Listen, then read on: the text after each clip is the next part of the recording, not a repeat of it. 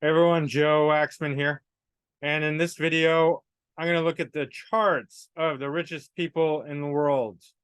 And, um, as usual, when I do these lists, it's not everyone. It's sort of a collection. It's not quite random because I can only choose people who have accurate birth times when I look them up. Some people, a lot of rich people, do not have birth times listed, and I wonder if it's because they're so rich that they can just sort of pay for their anonymity astrologically.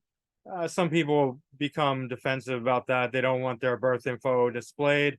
And there's surprisingly a lot of rich people who, when you check their birth time, don't have an accurate birth time recorded.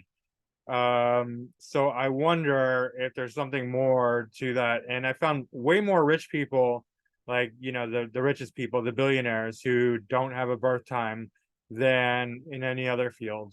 So the other interesting thing about the rich people is that I know that the really, really, really, really uber rich, the richest people in the world, the actual richest people in the world, pay to not have them listed as the actual richest people in the world, because they want to keep their fortunes obfuscated, in secrecy, hidden.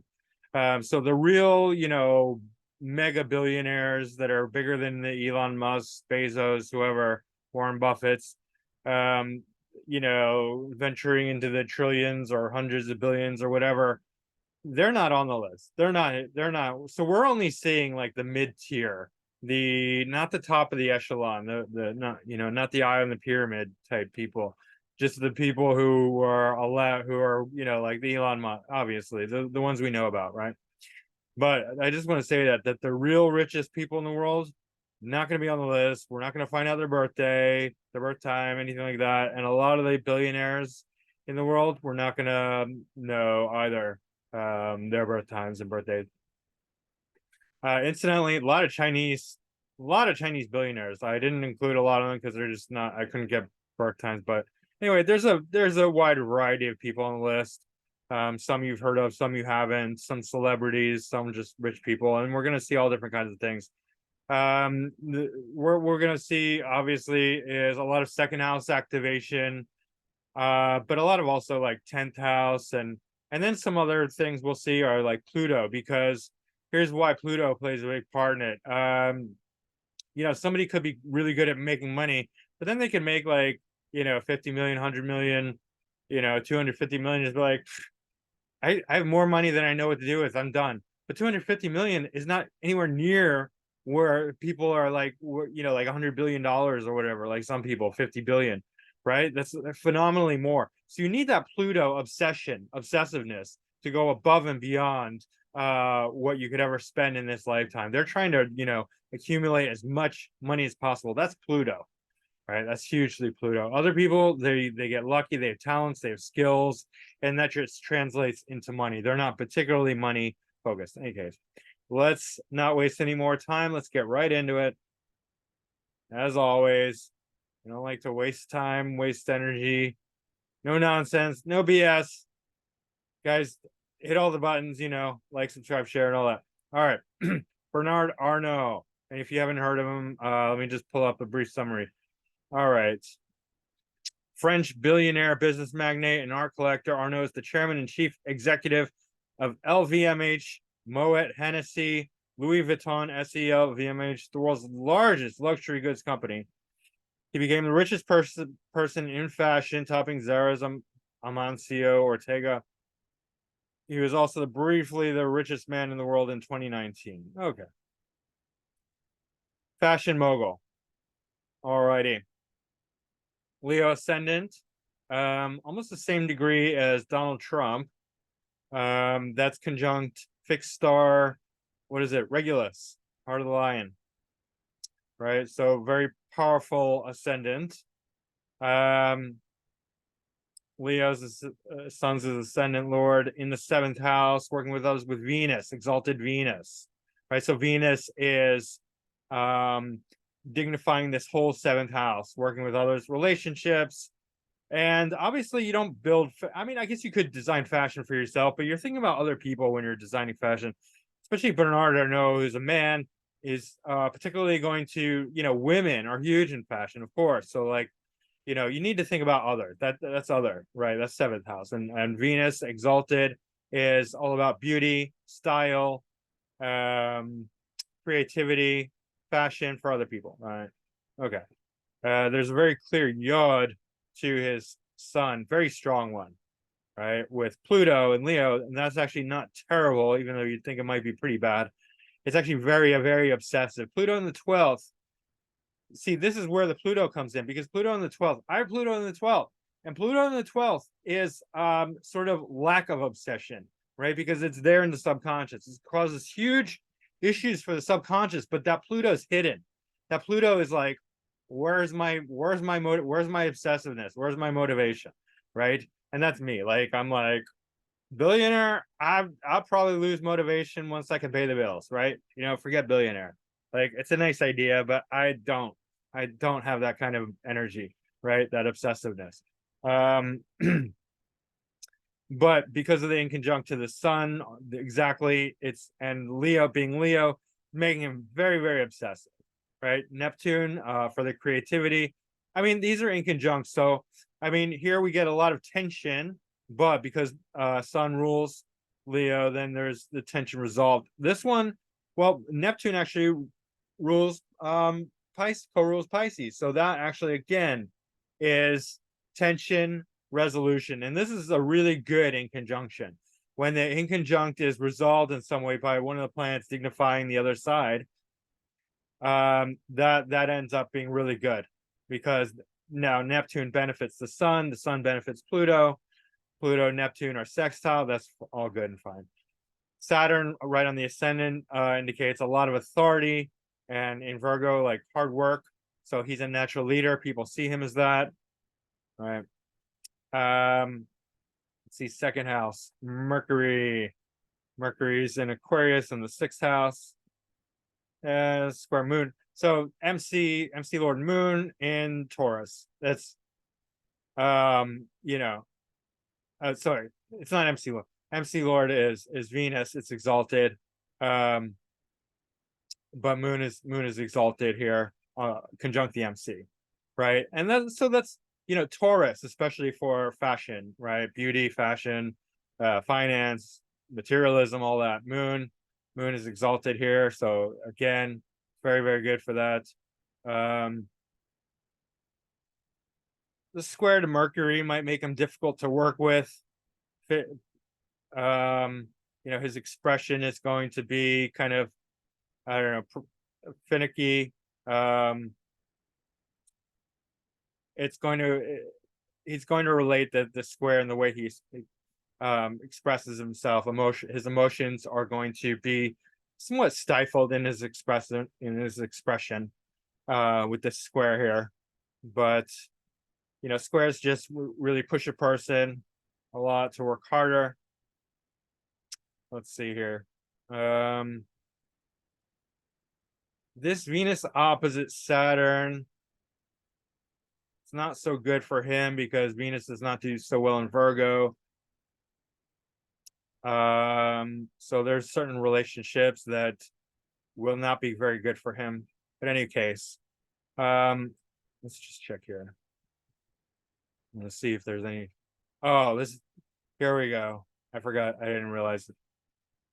Uranus is stationary. We didn't even look at that, but that's in perfect harmony with the nodes, sextile and trine, and that's 11th house Gemini. So this certain kind of brilliance with groups, networks, community organizations, communications. It's just an intellectual brilliance in Gemini. And then Mercury is in Aquarius, so that's actually kind of like a mutual reception, right? This guy's brilliant, right? Mars and Mercury, Saturn and Mercury also have a mutual reception. So yeah, this Mercury in the sixth house is like brilliant because of this Uranus and then Saturn really benefiting this Mercury. And it's still tied to the moon, even though it's square. I mean, might be a struggle to get that expressiveness out. the moon, the heartfelt. Without the moon, it's very dry, very boring, lacking sensory quality, lacking emotion, lacking lacking heart. Right. So there's a struggle, but he's getting that out, working really hard to express the very powerful moon. Brilliant chart. Yeah, definitely huge success. Jupiter's in Capricorn and this conjunct the sixth cusp. So for business, that's excellent. Right. Square the nodes by 2 degrees. So there's some sort of destined quality here with Jupiter in the sixth house of daily grind, daily work. Alrighty. Let's keep going because otherwise it'll get too long. Right. So that's Bernard Arnault. Really just he made his money not through like seeking money, but like through creative artistic brilliance in fashion. Right. So we see that in several places. Augustus Caesar, it's just called Augustus on here, but it's I think I copied a little bit of his. Yeah, so known as Gaius Julius Caesar Octavianus, okay, whatever, was the first and among the most important of the Roman emperors. Although he preserved the outward form of the Roman Republic, he ruled as an autocrat for 41 years, longer than any subsequent emperor, and his rule is the dividing line between the Republic and the Roman Empire. He ended a century of civil wars and gave Rome an era of peace, prosperity, and imperial greatness known as Pax Romana, or Roman peace, which lasted for over 200 years. So that's quite good, right? So this guy obviously amassed a huge fortune. Virgo ascendant with Mercury and Sun right on the ascendant, and that's very powerful. Mercury is a little behind, but it's still Mercury's in dignity, and Mercury conjunct the ascendant or in the first house gains directional strength, as does the Sun. The Sun does great on the ascendant or the MC. And Mercury is dignifying the whole first house, the ascendant. South node in Venus in the second, so we're seeing that, and Venus is ruling the second cusp. Venus is the second lord. It's not good dignity here, but it actually benefits the 8th house because it's staring right at it. And there's a wide opposition to Mars and Saturn, but Venus is bonifying. There's actually a mutual reception between Venus and Mars here. So second and eighth relating to wealth and money would be inheritance, right? And he was born into this sort of Caesardom, right? So he didn't create it out of nothing. So he inherited it. So the second, eighth, inheriting a fortune that is playing out very strongly here. North node conjunct Mars and Saturn. There's definitely a kind of leadership there with North node conjunct Mars and Saturn. And in the 8th house, definitely power, authority, control, rulership, right? 8th house is difficult, but it does come with a lot of power, right? And then it is ruled by Venus, right? So there's that mutual reception. And neither Mars nor Venus is good on its own, but here, because of the opposition, wide opposition, but still really good. Okay. Let's see, what else? All right, moon's in Capricorn in the 5th, but it's trine the Sun. Yeah, and the trine is good, but neither of these, I mean, moon doesn't really do well in Capricorn, but it does do well in Cancer. And so even though it's wide, it's still going to benefit these Cancer placements, right? Jupiter, which is exalted in Cancer, then Neptune and Uranus, and that's 10th house. So his career is going to be very strong. Jupiter mainly is going to really benefit his public career. Neptune is, believe it or not, is I don't like seeing this in politics and politicians because it means that they're actors, but you do see this often. Neptune in the 10th for politicians, it just means they're really good at lying. They're professional liars. They can go out to the whole public, to the whole world, and just put on an act. And that's lying. You know, when a politician does it, it's lying. When an actor does it, we know that they're, you know, or an artist or any type of creative type, we know what they're doing. It's not, you know, it's what is it? They're it's an expected illusion, right? But when a politician does it, people think they're not lying. That's problematic, right? You don't want a liar who's really good at lying and people think they're not lying, because that's how we get a lot of problems in society. Happens all the time, right? Not very good. However, Uranus is very political and not about lying. So this is a mix. I mean, Uranus really desperately wants to tell the truth. It's all about awareness and awakeness. Neptune is so there's a kind of a mix here, and Jupiter's benefic. So I don't think he was bad to the people. He probably really cared, and he was probably good at acting, and because of that, he could create peace. So, any case, Pluto in the 9th and Gemini. It's not really aspecting anything, but it's in the 10th. It's conjuncting the MC, so it's still influencing the career, but I don't know. It's probably not doing as much. Yeah. So in any case, that's Caesar. I think he, you know, we could see, you know, where the peace come from, mostly here, I think. This Jupiter in Cancer is very loving, very caring, very benefic, wants to help the public. And then, you know, these two are how he gets there, right? Both with acting and truth telling and awareness, awakeness. Uranus is incredibly bright. Any case, let's keep, well, let me just look here, see what's going on here.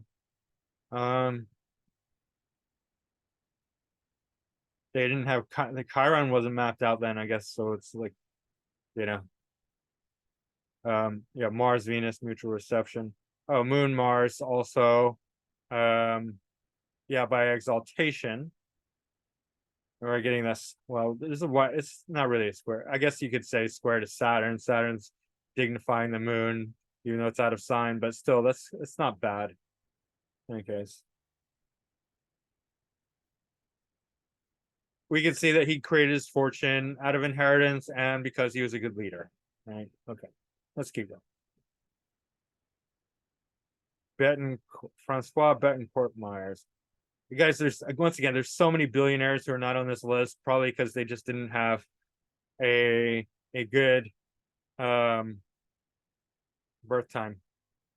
All right, she's a French heiress, so she inherited her money and author of Bible commentaries and Jewish Christian relations. The only daughter, and thus under French law, heiress of Liliane Bettencourt Meyers, who was raised strictly Catholic. However, she married the Jewish grandson of a rabbi who was murdered at Auschwitz. After marriage, Meyers decided to convert, raise their children as Jews. Their marriage caused controversy. As a result of Meyers' grandfather trial for collaboration with the Nazi regime, which is really interesting, that, you know, one family is a Nazi victim, one's the perpetrator, and they're coming together, which is interesting. She's currently involved in a high-profile court case where she was suing Francois for taking money from her unstable mother. Okay, I actually don't know how she made her money other than she inherited it. So that would be a Mars thing, because Scorpio. I'm just curious. So Mars is in Cancer, but it's exactly conjunct the Sun. But Moon's in Cancer as well. So Moon's dignifying this whole thing, but Mars is also benefiting this 10th, this public Chiron, and Mars is also the MC Lord, so her health probably isn't so great, although it's Cazimi the Sun, so she's very motivated, but in a very emotional way. Moon's here, so that's helping out a lot.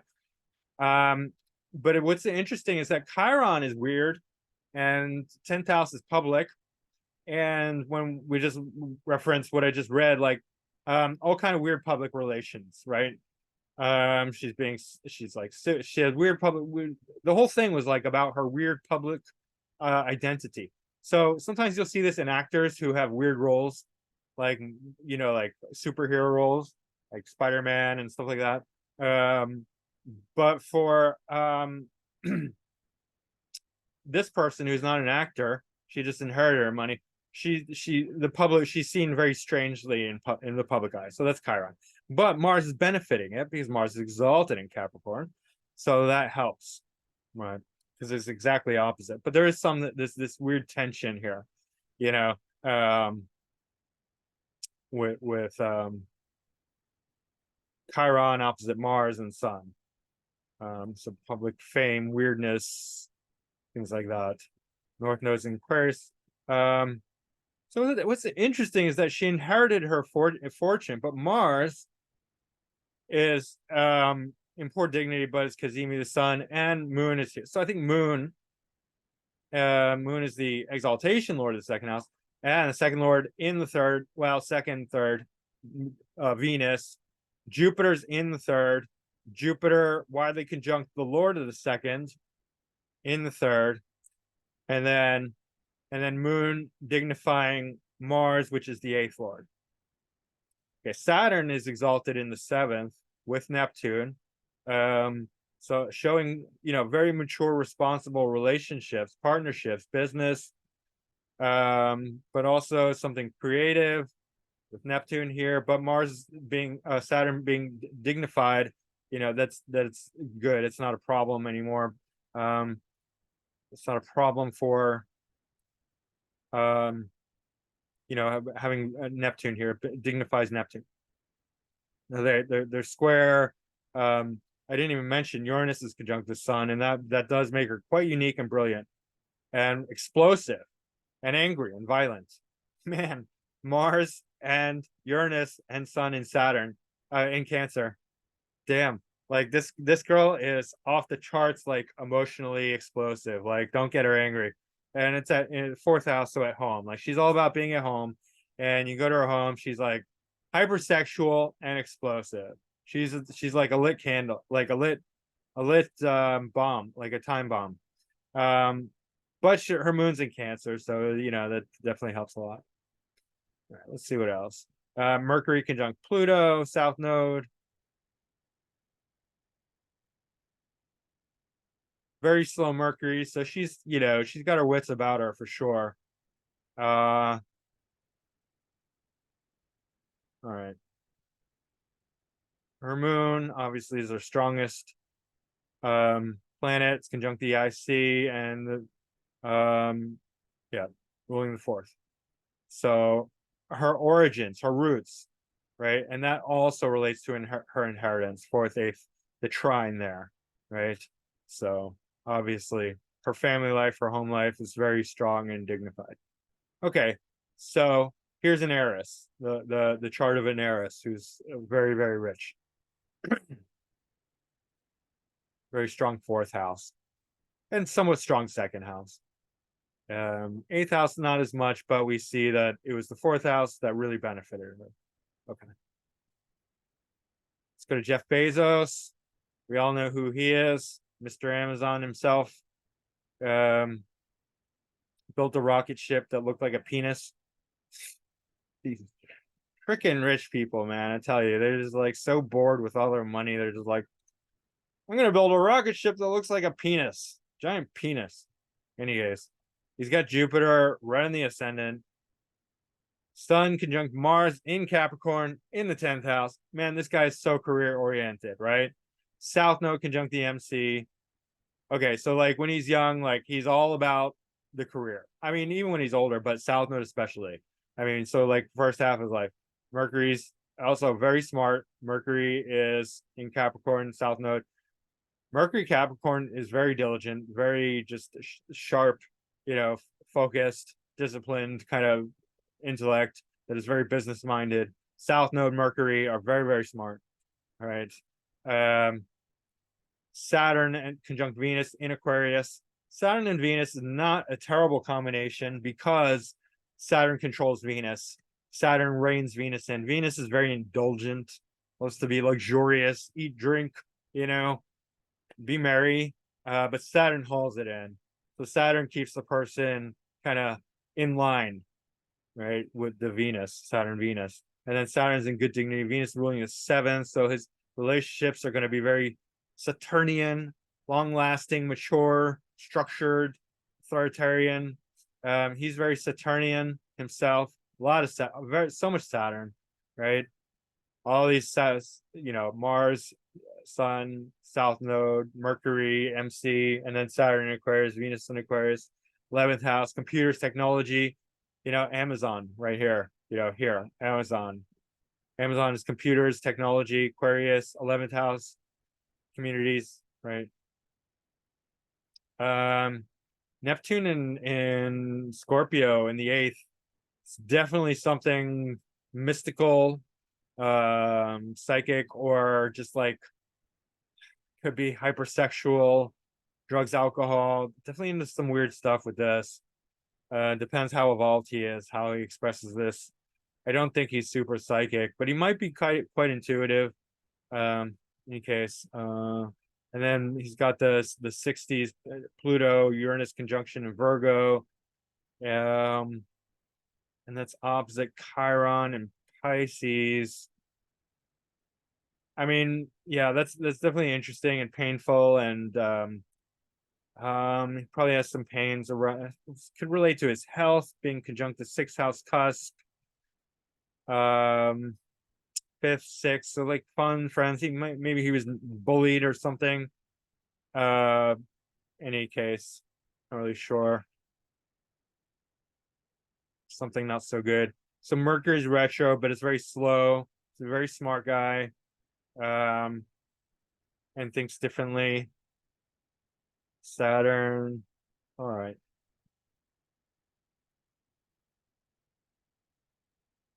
So Bezos, so second Lord Venus conjunct domicile Saturn in the 11th, second Lord in the 11th. 11th is also a house of income, so resources, second house income. So, and then the two lords, second Lord in the 11th, 11th Lord in the 11th, second Lord conjunct 11th Lord. Money, big money, right here, and career success. And obsessive, Pluto's the obsession. Opposite Chiron, that's not really a very personal planet. It does have a quintile to the ascendant. Pluto trine to the south node. It's a little wide. In any case, and then Pluto, it seems to be sesquisquare Mars, so that's pretty intense and driven as well. In any case, Pluto's definitely not hidden. He's not lacking it. And it's in the 6th, conjunct the 6th house, so very hardworking in Virgo, very hardworking Pluto. Conjunct Uranus, so it's a very like intense, explosive dynamic. Let's keep going. Michael Bloomberg. I'm going to read his blurb. These are generally copied from Astro. Forget what the website is, where I get my celebrity birth times, birth charts. All right, American politician, businessman, and author. Bloomberg was the mayor of New York City from 2002 to 2013. He is currently a candidate in the Democratic Party when this was written, 2020. Not that charismatic for people like him that much. Bloomberg grew up in Medford, Mass. All right, Harvard Business School, securities brokerage, forming his own company, Bloomberg LP, Global Financial Services, software and mass media company that bears his name and is also known for Bloomberg Terminal, a computer software system that providing financial data widely used in the global financial services. Spent the next 20 years as its CEO. In 2019, made him the 9th richest person in the United States and 14th richest person in the world. It's estimated $58 billion. All right, that's enough of that. Super rich. Okay, Pluto, of course. Pluto right in Leo on the ascendant. Pluto in Leo. These guys are megalomaniacs. Their ego's out of control. It's right on his ascendant, right on the first house. Okay, obviously his ascendant lord is Moon's Cancer. That's in the 7th in Aquarius, conjunct Mercury and Venus and Sun. No great dignity here. But the conjunction is quite strong. Square Saturn. Saturn's in Taurus. All right, so now we have a mixed reception between Saturn and Moon, because Moon is exalted in Taurus and Saturn rules, or Saturn and Uranus both co-rule Aquarius. So we are getting some dignity, but it's by a square.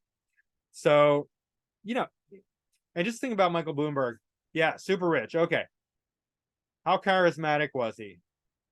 Not that charismatic. So we got these squares, right? These squares are going to make a person squarish, right? They're not the thing that we like the most. They're the thing that makes somebody really work hard, be more intense, be more aggressive. They're not super likable. And so this, a very strong Saturn, Uranus, Mars square, that's really intense as well. But 11th house definitely relates to 11th house in Taurus, right? Relates to finances and computers, networks, all that stuff that he made his money with, right? Jupiter and Gemini, so communication, and it's going to be quite good for him. North Node in what's actually the third cusp, third whole sign house. Sun would be ruling the 2nd. That's in the 8th, actually. Yeah, so there's 7th, 8th Lord activate, 7th, 8th house activation, because MC descendant is actually in Capricorn. So 8th house is about power, it's about inheritance, control, domination, secrets, deep hidden things, discoveries. You can discover one way of looking at the 8th house is digging underground and discovering gold, or discovering diamonds, or discovering oil, or discovering coal, right? There's a lot of wealth to, a good 8th house can provide a lot of wealth, right? Not necessarily just from inheritance. There is the inheritance, but there's also the secret discovery that can happen in the 8th house. So he discovered a way to, effectively share data, financial data with other people, and that made him very wealthy. So that is 8th house related. South Node in Pisces in the 9th, essentially. So 9th, 3rd. So definitely communication, media would be something that he's very strong in. Education early on. See, Mars is ruling his MC. Mars is not in great dignity in Taurus, but Venus and Moon are both squaring it. Okay, it's a little wide for Venus, but Moon definitely is squaring this Mars. And it's a square, yeah, but it's still contact. And so that is benefiting it. And Saturn is also benefiting these Aquarius planets by square, especially Sun and Moon. So Sun's ruling the 2nd house, Saturn by square, dignifying it, money. 11th house, also money, career success, right? And Pluto, obsession, is deeply, Pluto on the ascendant, these people are so obsessed. It could be in different things, right? It doesn't have to be with money. It could be with other things. I know somebody who has Pluto in the 1st, and they're obsessed with their kids. Obsessed woman, right? So it can happen like that. Plus Uranus is perfectly sextile the ascendant, so that makes him quite brilliant.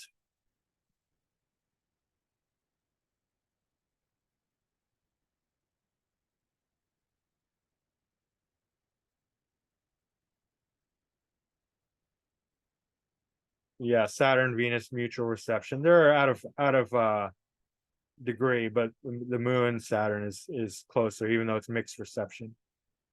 All right. Yeah, that's pretty much it. Let's keep going. Richard Branson, Virgin everything. I don't think he's too much of a virgin, but Pluto, Leo. Pluto, Leo. Right? We're gonna see a lot of this. We're gonna see a lot of Pluto activation. Right? Okay. Virgo, second house Virgo. He's making his money with Virgin, Virgo. Moon in Virgo, Saturn, Virgo, second house Virgo. Okay. Some really good aspects here between Chiron, Mars, Neptune.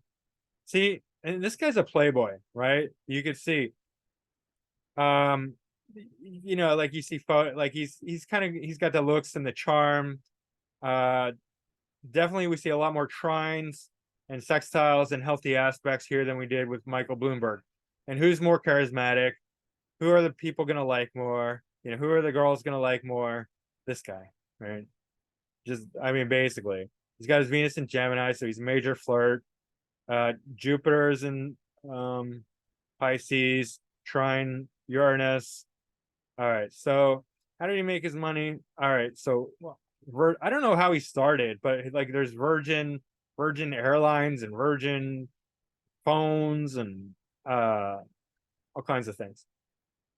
Let's see this. So Pluto on the ascendant. So he's obsessive, like incredibly obsessive, incredibly egotistical, and just thinks like he deserves the whole world. Okay, that's the start. Ascendant Lord Sun in Cancer in the 12th. So interesting, definitely creative, exotic, foreign.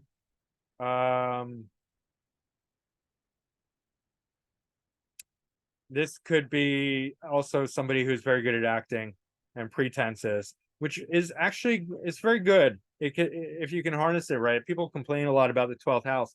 There's a lot of successful people with the 12th house, partially because it deals with secrecy, and also because it deals with pretenses. You can fake a lot, and that works out great when you want to come across as, you know, a different person for everyone you meet, and you're doing business and you're just schmoozing and being, you know, incredibly flirty and friendly with everyone. Venus and Gemini. So he's really good at playing the part, with especially with the sun in the 12th. Let me just check here, see what's happening. Everything's fast and direct except for Jupiter. So his religious philosophical beliefs are going to be, so he's definitely a spiritual type, you know, with Jupiter in the 8th, definitely a mystical type, but not religious. He'll have very unorthodox beliefs. So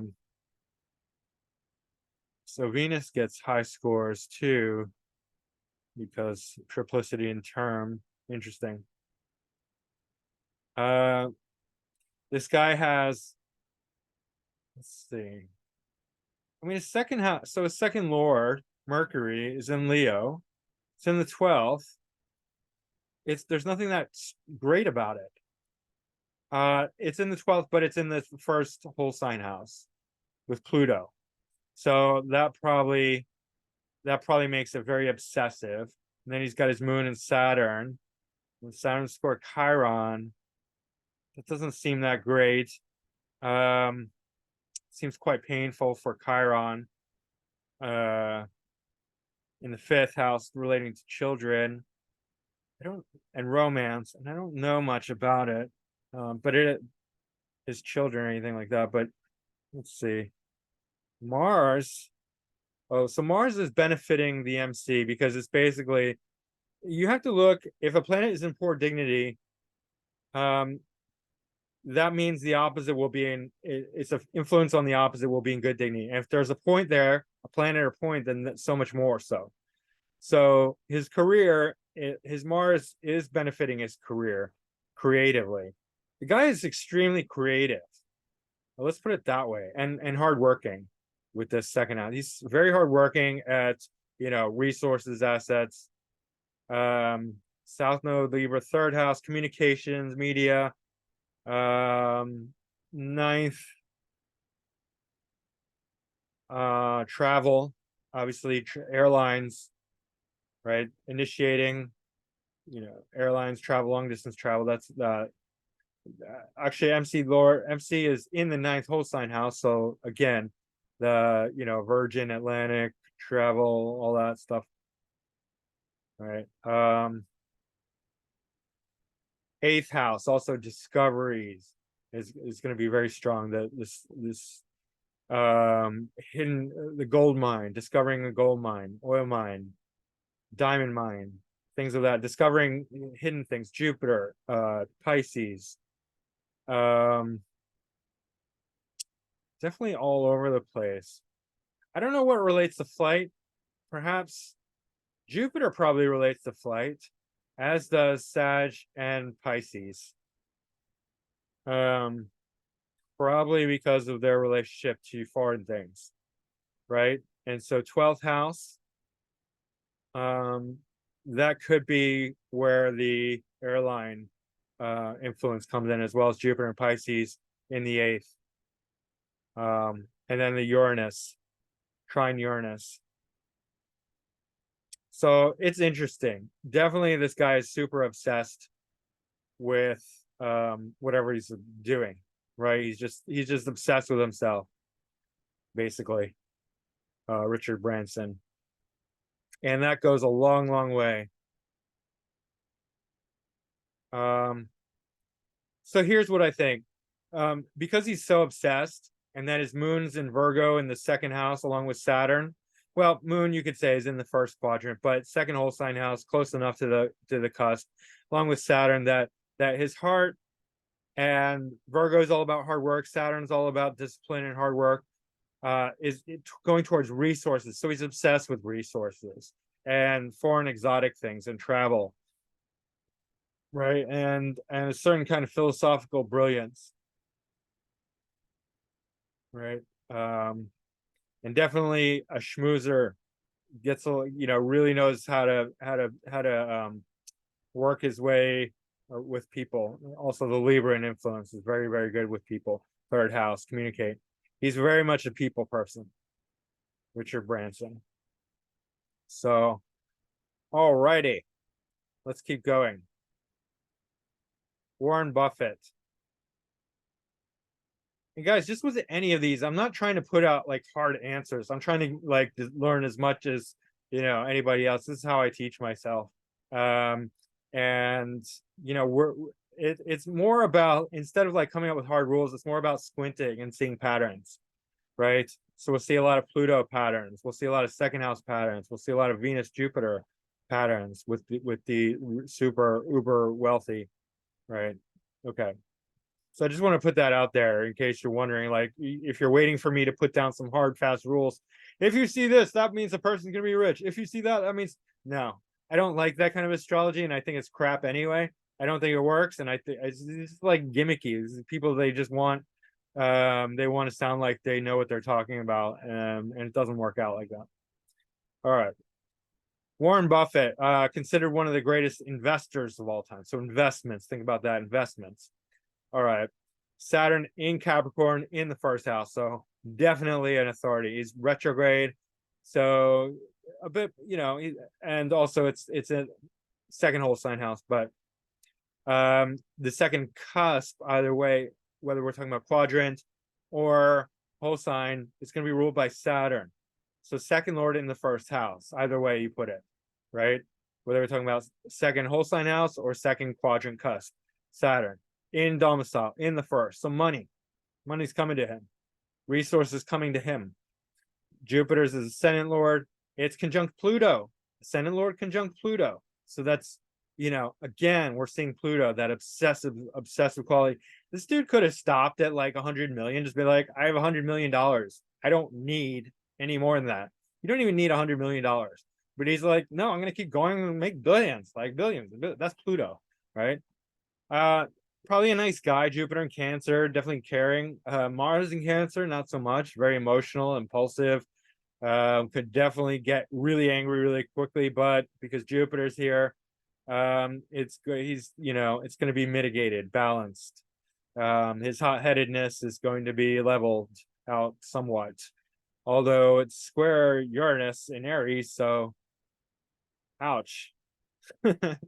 With North Node in the fourth, real estate. Okay. Berkshire Hathaway, North Node, Uranus, Aries, fourth house, real estate, Berkshire Hathaway. And that's also North Node. I mean, this fourth as far as quadrant, but it's trying the ascendant. So let's bring in fifth house as well. Entertainment. Fifth house is also investments, right? So yeah, for an investor, fifth house for sure. So we're seeing fourth, fifth. And again, I do see both influences. People argue it's just about the quadrant, or it's just about the whole sign house. It's both. It's both. It's both. It's both. I'll keep saying it. It's both. All right. MC Lord in Venus. MC Lord in Libra with Venus in Libra domicile is dignifying his career, his Mercury. Excellent, right? Sun, Virgo, Neptune. Very hardworking. So this is very interesting, Sun conjunct Neptune and Virgo, because Virgo is the opposite of Neptune. Virgo is all about, logic and hard work and practicality. And Neptune is the opposite. Neptune is creativity. So Neptune is actually not in great dignity in Virgo, but there's a certain harmony and balance, and it will benefit the third house, right? But there's no real planets here. But Jupiter is ruling the third and the seventh. In any case, yeah, communication, intellect, that's all good. Moon in the 12th, in the first whole sign house, but in 12th quadrant. Moon, Sun square Moon. Sun square Moon, this is about building, especially when it's in the first first half. First quarter moon, yeah. Waxing first quarter. This is my moon, essentially, my stage of moon phasal. It's about building, and it's not necessarily bad, because from the sun chart, moon is in the fourth from the sun, so that's angular to the sun. It's a struggle, makes you work hard, makes you build, right? Yeah. What else? There is a sesquisquare from Moon to Pluto, and that's definitely going to be difficult. But he's very well disciplined with Saturn and Capricorn. So Saturn and Capricorn mitigates so much of the difficulties that you might see otherwise. Pluto sesquisquare Moon would be quite destabilizing to the Moon. It probably is to some extent. He probably has mental health issues with this Sag Moon, which is wild in itself, in the 12th. Definitely, very creative, but loose cannon potentially. Also with Sun conjunct Neptune. But this Saturn gives him such tremendous discipline that he's able to control himself. Also with this Mars in poor dignity here. But let's see, Mars is dignifying this Saturn. So actually, when Mars is in poor dignity in the seventh, it shows that, it shows several things. These are defining his relationships. So there's some very good relationships with Jupiter and Cancer, some very obsessive relationships where he really likes to control other people. Jupiter conjunct Pluto in itself is a very obsessive philosophy in life. And it involves other people. But Mars in Cancer in the seventh shows that he's very aggressive with other people, right? And that other people come to him and they're not always in good dignity. Some are, some aren't, right? There's Jupiter in good dignity, Mars in poor dignity, Pluto in Cancer. Well, I don't think it's either. It's Pluto's Pluto. But it benefits him, is what I'm trying to say, because Mars is opposite Saturn. Mars is exalted in Capricorn. So he has relationships where he makes deals that benefit him, right? He's negotiating and it's benefiting him, because Mars, it shows that, both situations, they're benefiting. He gets the better end of the deal, right? They're benefiting the other person somewhat, Jupiter, but he gets the better end of the deal because Mars is in poor dignity here. In any case, that's Warren Buffett. He gets the better end of the deal. He has a very strong career, Venus, very strong money house, Saturn coming to him. Yeah. Real estate. This would be real estate. He makes good real estate deals because, yeah, Mars is ruling the fourth. In any case, yeah, that's Warren Buffett. Let's keep going. Okay. Don't know if I looked at this yet.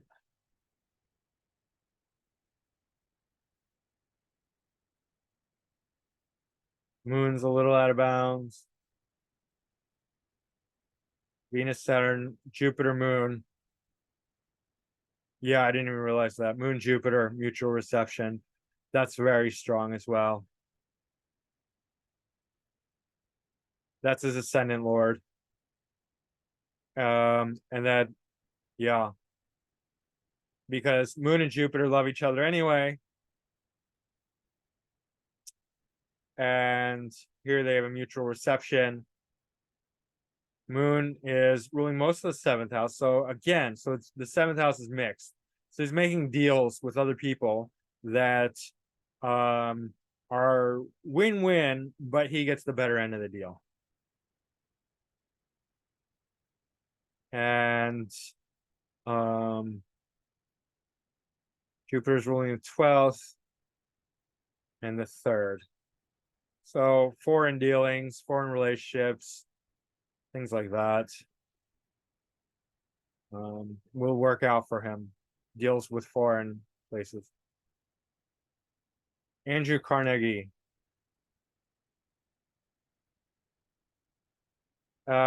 So Scottish industrialist, businessman, philanthropist, founder of Pittsburgh Carnegie Steel, which later became U.S. Steel, known for having built one of the most powerful and influential corporations in United States history and late in his life, giving away most of the riches. University, we have Carnegie Mellon University, Scotland. Fierce ambition, pleasant personality, devotion to both work. All right, so it doesn't mention here, but he sold U.S. Steel to J.P. Morgan, and it made him one of the richest people in the world. And part of the money that was, I believe, if I have my story correct, part of the money came from J.P. Morgan, part of it came from the United States government. So it wasn't just like, J.P. Morgan financed it, which would make J.P. Morgan way more wealthy than anyone. But Andrew Carnegie became one of the wealthiest people at the time for selling of U.S. Steel to J.P. Morgan. The Scorpio ascendant was Saturn.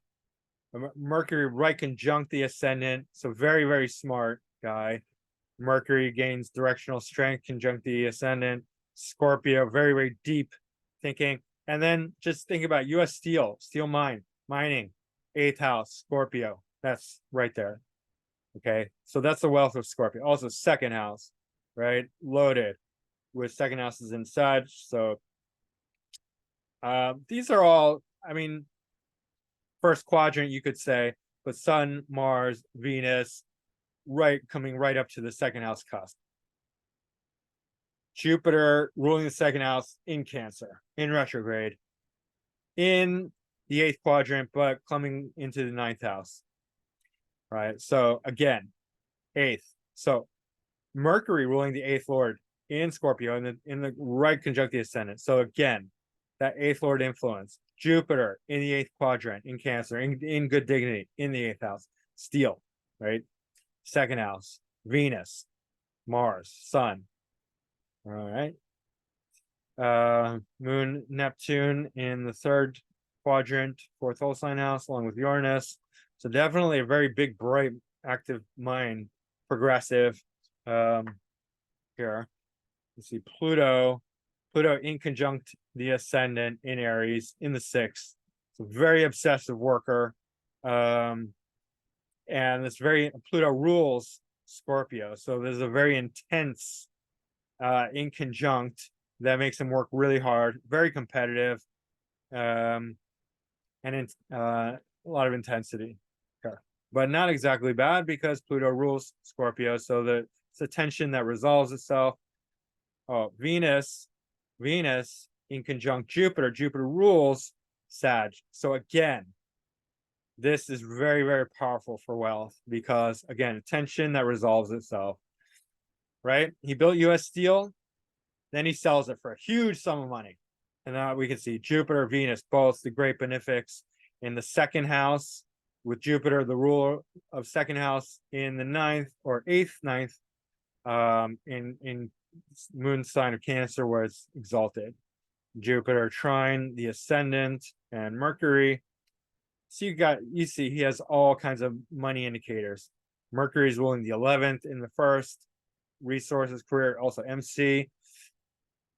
So this is interesting. MC in Virgo. Mercury rules Virgo. Mercury's in the first. Andrew Carnegie. What is he known for? He's known for his name, right? Carnegie Mellon, Carnegie Institute, Andrew Carnegie, famous name.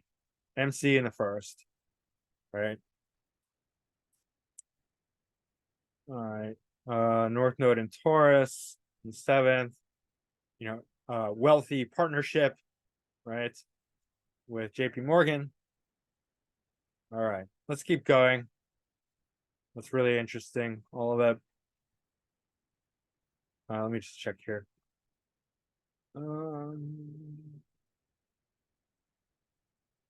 Okay, everything's pretty much fast except for Jupiter's retro.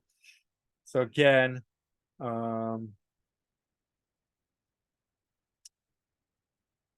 his philosophy is going to be one of, caring, kindness, but also not religious. Retrograde. Let's go to Bill Gates. Bill Gates, Jupiter, Pluto, again, in the second house in Leo. So this megalomania. And then Uranus right in the first. Computer guy, right? Uranus in the first. It's just so evident. Sun ruling the second in Scorpio. So again, more the second house, obsessive. Jupiter's Scorpio is very obsessive. Venus, Saturn. So again, his his habits, his indulgences are going to be hauled in by this Saturn. Venus is not very good in Scorpio. It's opposite its domicile and in Taurus. But it will benefit the 11th house. Moon conjunct the MC. Mars also in the 4th house in detriment in Libra, but is Mars Moon opposition, Mars dignifying the Moon in the MC. Moon is his MC Lord. So he's very famous, Bill Gates, right? He's everywhere. So that is MC Lord conjunct the Ascendant Lord conjunct the MC. And that's what I have, actually. That's why I love making videos and being seen and heard. I have it in Leo. He has it in Aries. So he's more aggressive. But he's got this Mars, which is benefiting this Moon. Let me just check his sheets here. And that's why he won't go away. That's why we keep seeing him. He's everywhere. He's like, all over the place, trying to stick needles in kids' arms and GMO. He's terrible. Terrible human being, honestly. Uranus is very slow. Let me just check the speed of that.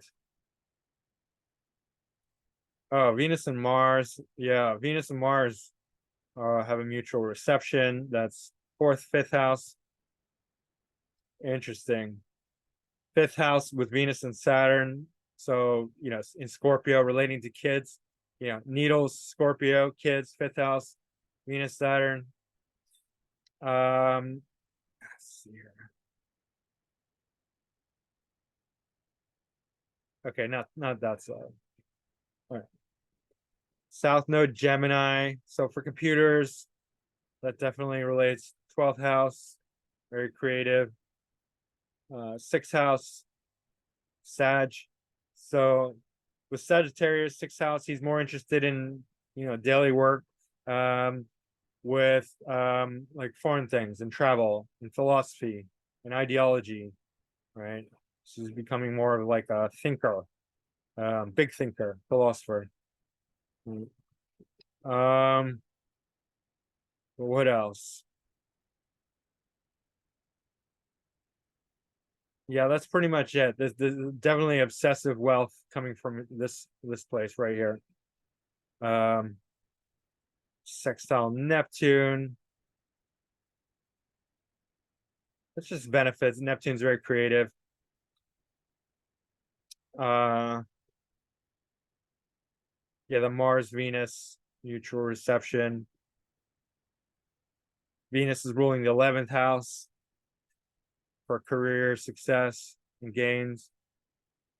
But just this megalomania with Jupiter, Pluto, second house, obsessed with money and ego and philosophy. North Node in Sag. Anyway, let's keep going. Akbar the Great. This is gonna take way too long if I spend too. It's like I feel like I'm short. If I don't say enough, I feel like I'm not doing my job. But if I say too much, it just gets way too long. All right, let's try and get through this. Son of Baba, Cedar ruler, Mughal Empire from 1556 1605. His grandson founded Mughal dynasty. His name Badruddin Muhammad Akbar. Full moon means full moon. Badruddin means full moon. He's born the night of the full moon. Okay, he was inherited, and this is an inheritance of wealth. I think so. Pakistan, India. I think it's India back then. Pakistan now. In any case, I believe. But all right, let's look here. So Jupiter and Libra in the second house. So, and then Venus and Saturn. Yeah, man. This Venus really does well with Saturn because it really just holds it in and makes it more potent and crystallized. But look at this massive square between Pluto, Saturn, Venus, Chiron, and Venus ruling the second house. So definitely a lot of obsessiveness going on there, right? About wealth. Full moon, MC, IC, land. So even though it's the third, ninth quadrant, it's still influencing the MCIC axis. And the IC for a ruler of land is very appropriate because that's homeland, home turf, land in general, real estate, all that. The things that you'd definitely want to have a rulership over as a king or a leader or an emperor or anything like that. He's got Mercury there too. Mercury's the ascendant lord, right in the fourth house. And then moon ruling the 11th house in the 9th, 10th. But public life for sure. Very strong. And then career, Mercury in the fourth. Land ownership. All right. South node Uranus, but out of sign. North node Pluto, Mars, Aquarius, sixth house. So definitely a lot of obsessiveness. Pluto, Mars together is really, really intense. Obsessive physicality, aggressive, warlike. In the sixth house, Aquarius, Saturn, Scorpio. So Mars, Saturn, mutual reception here. Third house, fifth, sixth. So, all right. So for inheritance, let's look. Mars. Okay, Mars in the fifth, sixth. Also the fourth, we know for family inheritance, fourth and eighth. Neptune in Aries. Yeah. So there's just so much going on here. Mars ruling the third, siblings in the eighth. Jupiter's ruling the fourth, Jupiter in the second. In any case, yeah, definitely I could see like the inheritance coming from the fourth, somewhat the eighth house, but I think this is more family oriented, and so um but the north node still influencing this Pluto Mars. So perhaps that has something to do with it. Saturn square Pluto, Pluto square Saturn, Venus square Pluto. That is such a difficult thing. So I would think like something very difficult around siblings, sibling rivalry, sibling uh fighting. Um Definitely a challenging situation between third and sixth house. Mars, Pluto, North Node, Saturn, Venus. In any case, let's keep going. Well, let me just check here real quick. Uranus is very slow. Everything else is fast. So for Moon, Moon's way out of bounds. Mercury's out of bounds. Mars, Saturn. And there's that sibling fighting competitiveness. In any case, let's keep going. Abigail Johnson. Got a rich female. Businesswoman, runs part of the Fidelity investment under the auspices of her father, Edward Johnson. So an inheritance, but she also runs it. So she's, she has to be fit the job. Estimated 13 billion. She was listed more higher when I looked, but it doesn't really matter. Third richest American woman. All right, so Fidelity investment. She runs Fidelity, which she inherited from her father. So Mercury ascendant with Moon, conjunct the ascendant. Then in Sag stellium, Venus, Mars, Sun, Mercury. Mercury's their ascendant lord. So in the seventh is excellent for business. Jupiter in Aquarius, Saturn in Capricorn.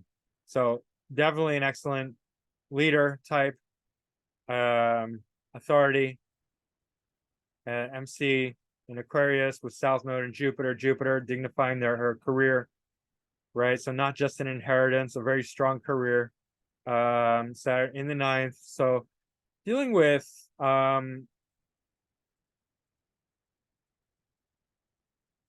ninth house would be very philosophical, but higher minded studies.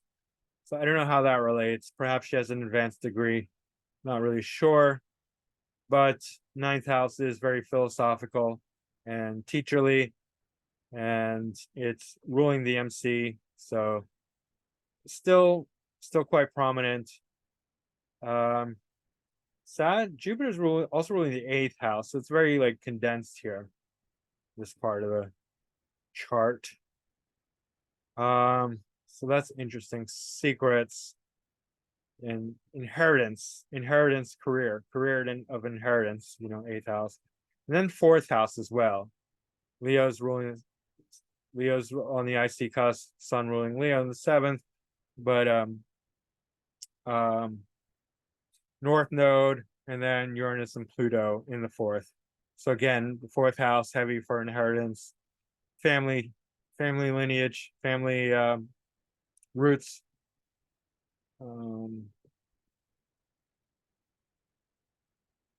Mercury ruling the first and second, but Moon. So Moon would be ruling the second whole sign house, so that's in the first. But then we could also look to Mercury. Mercury's conjunct the Sun in Sag, 29 degrees, anaretic degree. Business, but it's also trine Uranus and dignifying Uranus. Even though it's out of sign, this is dignifying this Uranus in Virgo.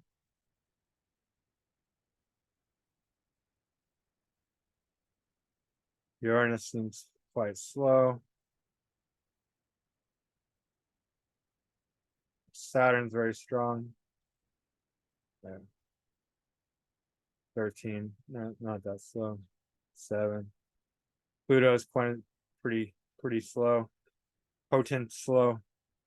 All right. So yeah, Saturn is going to be the biggest thing. That's 9th, 10th. But also eighth whole sign house, Saturn. So bringing in some of that as well.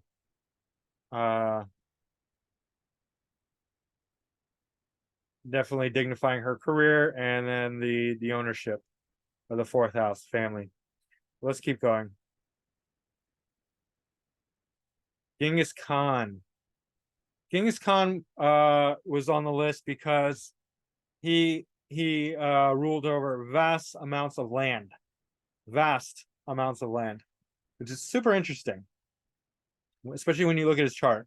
Okay, so Pluto, so Cancer ascendant, and he has one of the most interesting charts I've ever seen. But Cancer ascendant with Pluto and Cancer in the 12th quadrant, but still conjuncting the MC. So that Pluto obsession, right? Definitely going to still be very, very strong here. Then we have this huge Virgo Libra stellium in the 4th house. So the IC is in Virgo, and we got Moon and Sun in IC, right on the Moon and Sun conjunct the IC. So land, real estate. He controlled the most land out of anyone, as far as I know, in history. Then we get Jupiter, Venus, Saturn, Mars, Mercury, South Node in Libra, still in the 4th house. And Venus is in domicile, Saturn is exalted, and Mars is not. Mars is in detriment, but that's okay. The Venus and Saturn are dignifying this whole Libra sign. So everything in here is dignified. Then we have this solo North Node in Aries in the 10th house, all alone, right? And so what happened? Look at his life. He goes from his homeland, where he knows everyone and he's very familiar, into the great unknown, where he doesn't know anyone, right? Leading, Aries, starting, initiating, public, career. And even though he ends up owning all this land, he leaves everyone to do it. And so we can see that all the people, hold on a second. Sorry about that. I had a brief interruption. So he's leaving all these people in a very, very focused Aries North Node, especially in the 10th house, is extremely career focused, extremely hyper focused on their career. So he's hyper focused on his career, which means leaving his homeland, but at the same time conquering homeland, right? Conquering land, conquering real estate. He's all about the real estate. That's what Genghis Khan is all about. Very, very obsessed. Mars square Pluto square Mars square Pluto, right? Mars square Pluto is very, very driven. And then there's the Uranus semi-square Pluto. That's got to be, also dynamically driven, right? In a very hardworking kind of way. So yeah, I mean that's the bulk of it. Moon trine Uranus. That's actually quite good, because Moon is exalting this Uranus, or sorry, dignifying the Uranus. Let's see here. Nothing out of bounds. Mercury retro. Nothing stands out here. All right. Let's keep going. George Lucas. Needs no introduction. Made a movie. You might have heard about it. Called Star Wars. So I don't know. Some people know about it. All right. In any case, Mercury, Venus, Sun, Taurus, Venus in dignity, in domicile, conjunct the ascendant. Taurus for wealth, excellent, beautiful. also for creativity, beauty, aesthetics, all that, right? It's not like Taurus is not like deeply creative. It's very aesthetically creative. Pisces is more like the deep creativity. All right. Uranus and Saturn and Gemini in the second, Mercury ruling the second lord in the first. But he made his money not by making money. He made his money by making great films, right? And so let's look at that. So we are getting some 12th house activity here. 12th lord Mars is in Cancer, conjunct the IC, which again, that's going to benefit the MC, the career. And then the nodes also, South node conjunct the MC. And this we see when South node is conjunct the MC, the person has a very, generally speaking, not always, but a lot of times, a very quick rise, an easy rise to the public eye. They become famous quickly. It also has Moon in the 10th house. Moon is square Venus, but it's not a bad square because Moon is further dignifying this Venus, which is already very well dignified by being angular and domicile. And then Moon square Venus is even more, adding more to this Venus. So Venus is dignifying Mercury and the Sun as well. And Mercury is the second lord, so money. So obviously, George Lucas is doing good things, right? Especially career-wise. Pluto and Jupiter are together in Leo once again, and in the 4th house. So that's more about land, real estate, brick mortar, home. Yeah, and that's also North Node. So that's not going to play as much into the movie making experience as far as I can tell. But Pluto and Jupiter are opposite the moon, so they are lending their influence to the moon, which is in the 10th house. So just in general, still, so 4th house will still impact the career, especially with 10th house planets, because they'll play off it, right? So very strong career. Neptune, the planet of creativity, is trine the MC. So the very strong creative aspect for the career. We see that very much with creative type people in the 5th house, house of creativity. Chiron in the 5th. And, if you look at like the, Star Wars with all the weird monsters and stuff like that, it's very Chironic. Whenever you have like completely like fictitious, mythological like beasts that don't exist in real life, that's Chiron. It's always Chiron. So Chiron in the 5th, it's trine the Venus. So his creativity is very Chironic. We get all these weird animals. It's part of the Star Wars beauty, right?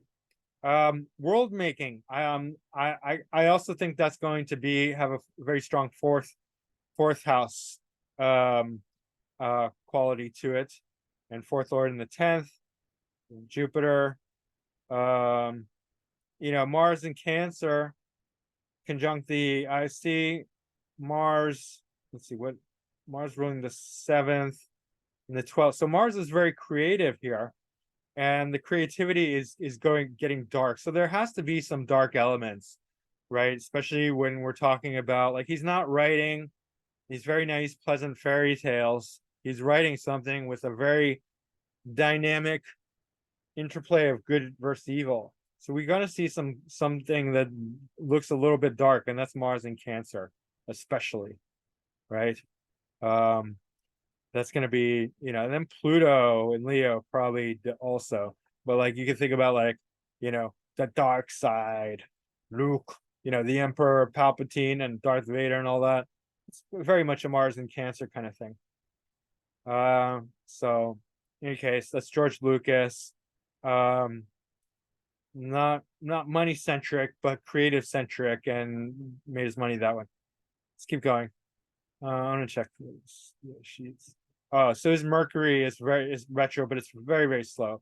So the guy is no slouch. Let's check out his Neptune. That looks pretty slow too, but maybe not. Yeah, that's not as slow. With the outer planets, I always get confused about how slow. But the Mercury, very, very slow, very potent. The guy's very, very smart. This Mercury Venus right here in conjunct the MC with the sun, this is very, very powerful. That's one of the main reasons for George Lucas' success. JP Morgan. All right, very, very strong second house. I know I already went through his chart before, but so we got Pluto, Venus, Sun. Sun's exalted in Aries, so that's dignifying this whole thing, in Mercury. North Node in Taurus, right?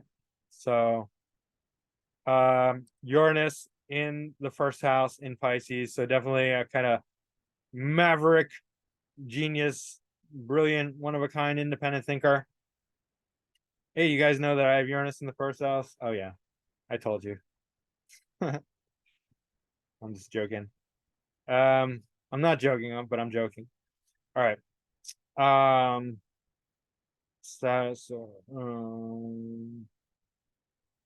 Saturn is in the ninth quadrant in Scorpio. So JP Morgan was a financier, but also dealt with very scorpionic things like metal, right? US Steel, mines, all that hidden underground stuff. So South Node, Saturn, Scorpio. Ninth house, travel, railroads. He was dealing with railroads too. So that's the ninth house, third house axis. Long distance, short distance travel, steel, mines, Scorpio. Okay. Jupiter, Mars, sixth house in Leo. So he's all about hard work. Jupiter opposite Neptune. Yeah, sixth house. Okay, so like that actually relates to his rosacea and a lot of his health issues. The Mars and then the Neptune. But very hardworking and competitive. A lot of ego here as well. Incredibly strong second house, and that's why he's all about money, finance, wealth. Let's see here.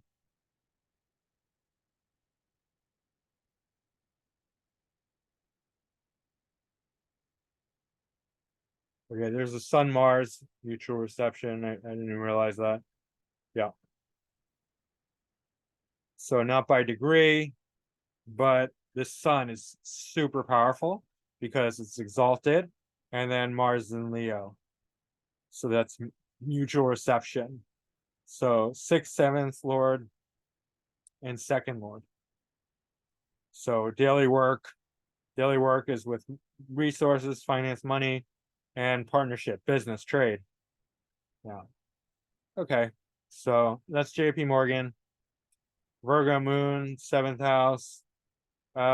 Generally, Virgo moon is very service oriented and helpful. And that's one of the admirable traits about JP Morgan, is that he was always trying to help the financial industry, help people. That's one of the things he did. He helped failing businesses. That's how I think he got his start. I mean, he's very, very helpful. That's Virgo moon in the seventh. You're right. Moon's carrying Virgos, likes to serve others. Seventh is other people. So likes to help other people. There's an inconjunct to Pluto. Oh, so super obsessive, right? His business his helpfulness runs into limitations when it goes up against his obsession with money, right? So he's only going to help people to a certain extent. He's going to help people to the degree that it will serve him, right? He wants to come out on top. Saturn also in conjunct this Pluto. That's extremely intense. it's either, this authoritative Saturn in Scorpio in the ninth house, which is very high-minded and teacherly, but also having to deal with railroads and metal and all that. And this Pluto in the second conjunct Venus and Sun, exalted Sun, finances and things like that, resources. So he's going back and forth there. So this really interesting, really, really interesting. Wait, can I check his dignities? Sometimes I might check these. Yeah, I did. All right, let's keep going. Elon Musk. I know this is taking a while, but it's so interesting. I mean, at least to me, if you like this kind of stuff. All right. Elon Musk. So 29th degree Gemini ascendant. And he's very intellectual.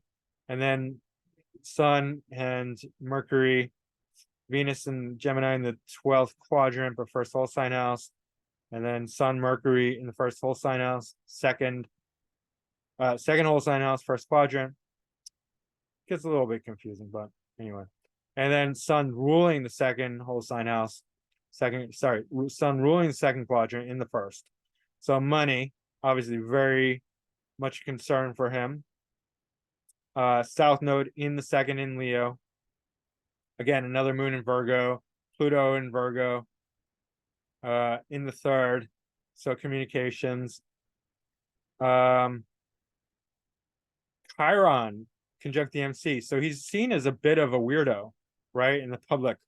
He's definitely seen a lot, and there's a lot of mixed feelings about him, right? But he's definitely like a misfit, doesn't quite know where he belongs. But what's really interesting, he's got North Node Mars in Aquarius in the 8th house. And so Tesla, right? Mars, cars, Aquarius, electric, right? North Node. 8th house, going to Mars. He wants to go to Mars, right? Aquarius is the sign that would most represent outer space. Mars is the planet that represents Mars. Fairly obvious, right? 8th house is diving deep, right? So what else does he do? Digs tunnels, right? So Tesla, SpaceX, digging tunnels, satellites, all seen here, right? Very, very strongly here. Venus is trine, so that's lending its hand to it, benefiting it, just in general. This creativity. Let's see, what else? Mars ruling the MC, Mars in the 8th house. So yeah, a career out of both Aquarian and 8th house things with North nodes, very obsessive. Also, Aquarius is quite brilliant, and so is 8th house in research and science and deep diving, secrets, hidden things. Very, very unique, very unique. Jupiter in Scorpio, sextile Pluto. So his philosophy is very much in line with Pluto obsessiveness. He's okay with really becoming like the most upset, the biggest. Pluto is really for megalomania. Pluto. And Pluto is square the ascendant. So that's going to be very, very driven. Pluto's in Virgo along with Moon, so hardworking. Really, the guy really likes to work hard in 3rd house, communication, media. He's all over the place, as you can see. Twitter, right? Gemini also, Twitter. Mercury on the first. All right, but very, very fascinating. Some inheritance also. He inherited some money. There was issues with deception or fakery, like how he got into Tesla. There was some issues with that.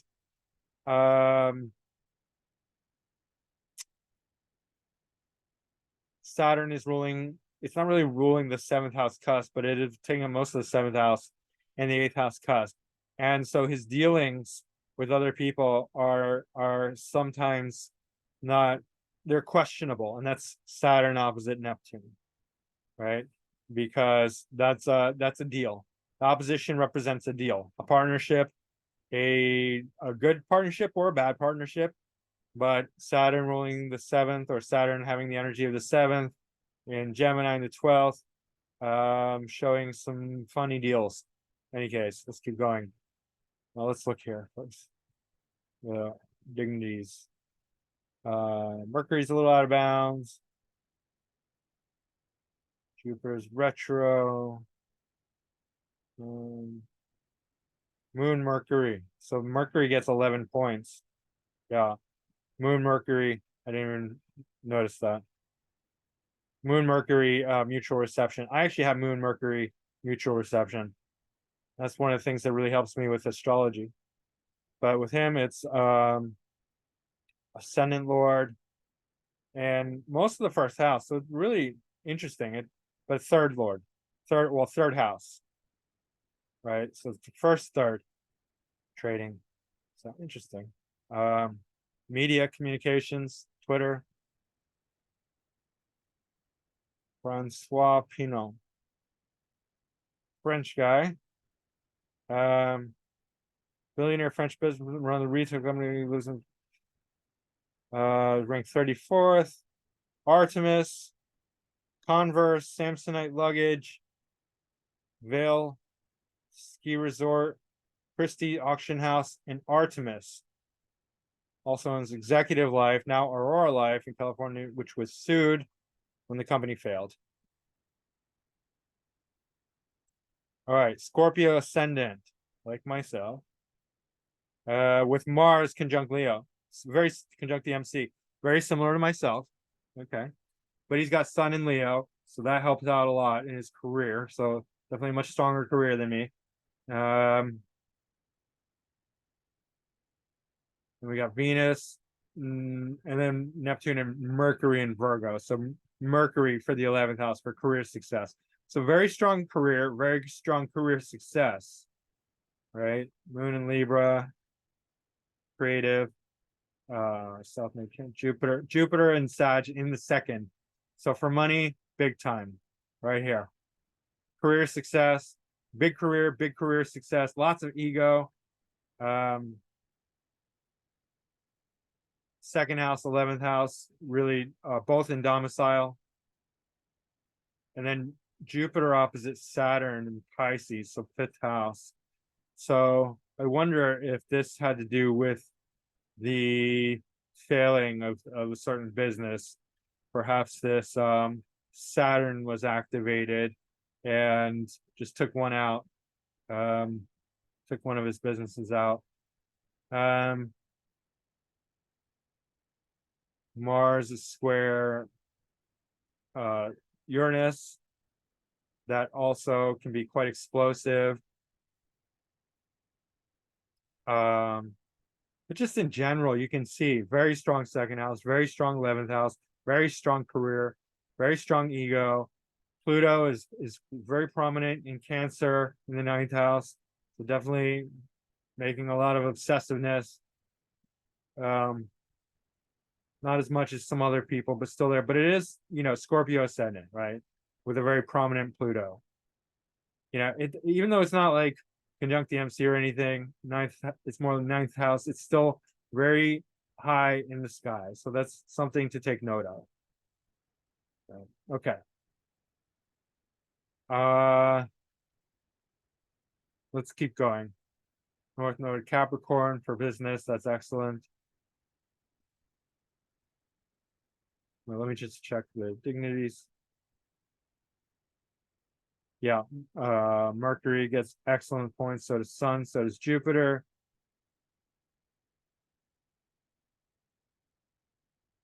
Uranus could be quite slow. Let me just check.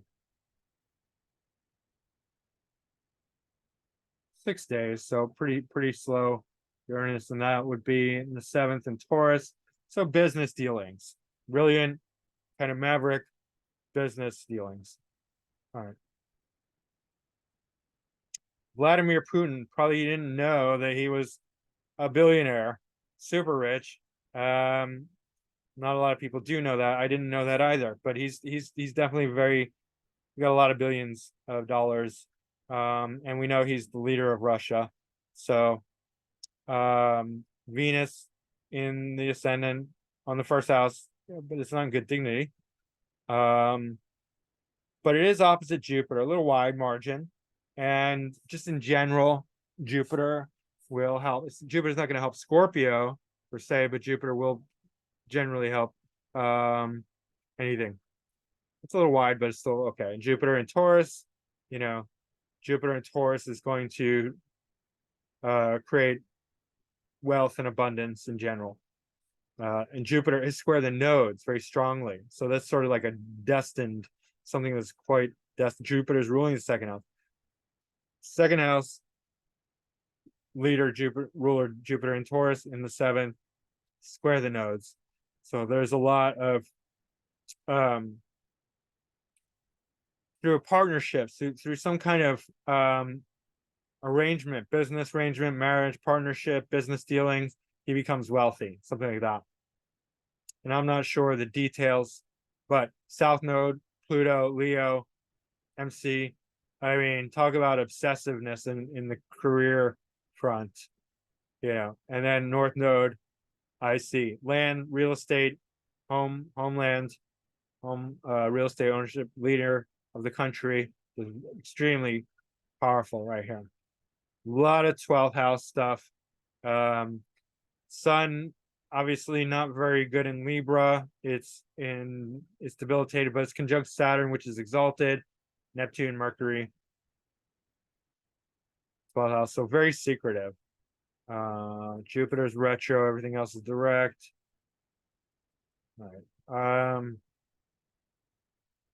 12th house, again, remember I said, like, we don't want to see Neptune for politics. 12th house for politics is also very similar because they're hiding, they're secret, they're acting. So he's also an actor. That doesn't mean he's not a real politician. It means he plays a role and he can put on a pretense. Meanwhile, there's a lot going on under the surface that we're not seeing. Right? And Mars is in the second house. Yeah. All right. Let's just keep going. That's Pootie. Rihanna. Rihanna became a billionaire with her businesses, or her business. I'm not sure. It's like Fenty. It's fashion. But she's got Moon, Venus, and Jupiter in Aries in the first house. Right. Interesting thing is Venus is seventh house lord. Venus is opposite its domicile, so it's in detriment. So relationships don't work out very well for her, like abusive relationships, right? Because especially Aries, too aggressive.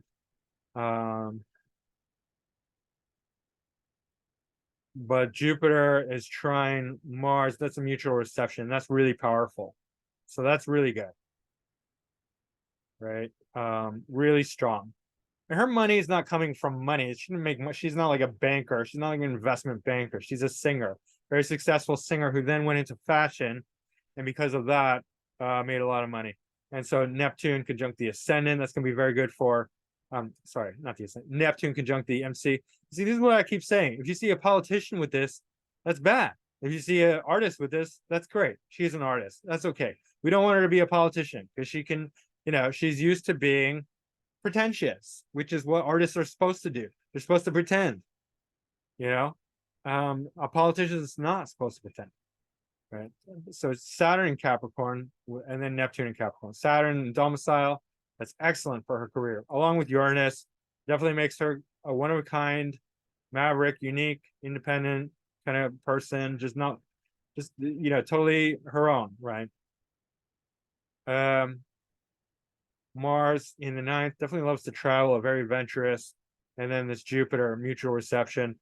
And that's that's her ascendant lord, Mars. So that very much benefits her ascendant lord, her ascendant, and Jupiter, which is the ninth house lord. So philosophy, higher mindedness, education, travel, things like that, as well as creativity, 12th house lord. highly creative. North Node in the 12th house, Sun in Pisces,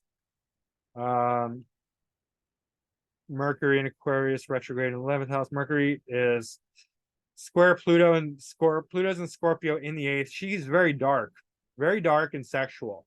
If you've seen some of her videos, it really comes out very strongly, in an aggressive way, right? And so we can see that, I just remember there's one song, I was shocked by it pretty much. The bitch better have my money, something like that. Pretty violent, pretty sexual, overtly, and very aggressive. And this, their expression, is coming out in a very harsh way with a square from Pluto and Scorpio in the 8th. So very obsessive here. And that's also in conjunct Venus, so abusive relationships. Definitely.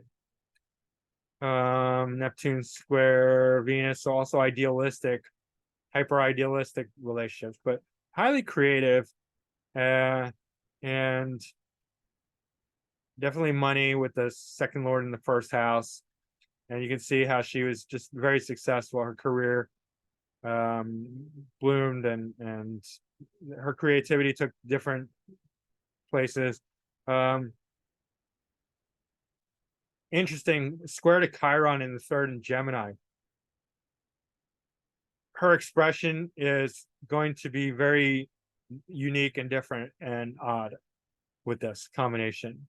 There's something unusual here. I wish I could point to something more specific, but this could be also sibling related. Not sure.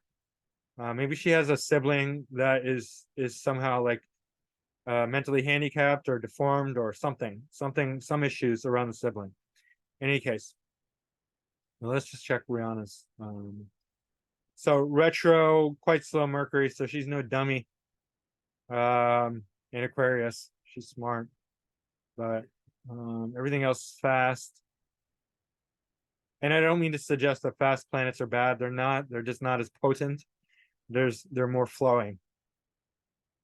Mars, Jupiter, mutual reception. I already talked about that. Otherwise, just a very strong chart.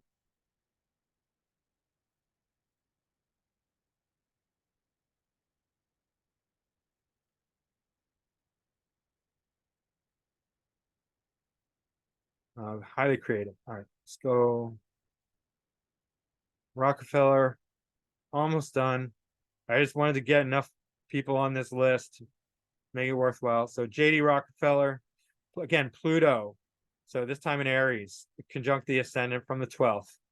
Obsessive. And you need, in order to be this megalomania, like, not satisfied with $100 million. Like once you get to 100 million, you're like, I need billions. You know what I mean? Like, if I have $1 million, I'm probably just going to retire. Like, I only work to pay the bills. I would love to be rich. I do not have the motivation. My Pluto is too far removed from my conscious mind to be that obsessed about it. North Node conjunct Uranus. I'm just calling out different things today. It's like, all right. So Ascendant Lord Mars is in Libra, and that's not good. But it's conjunct Jupiter, so that's good. Mars is obviously in detriment. So if his Ascendant Lord is in poor dignity, that means he might not be the most scrupulous of fellows. It could also mean that his physicality is weak. With Jupiter is going to help, but let's see what Venus is doing. Venus is in Virgo. So Venus in Virgo also poor dignity. So remember, when a lot of planets are in poor dignity, the person themselves is not dignified. They themselves are not above boards. They're not necessarily going to be very honest or straightforward, or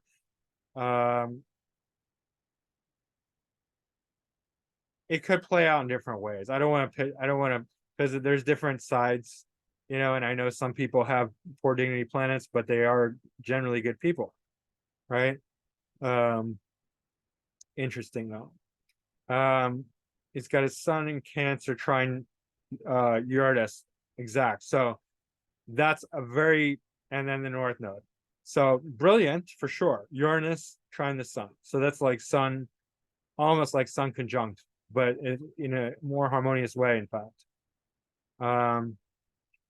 Jupiter's trine Neptune, so the philosophy is becoming very creative and expansive.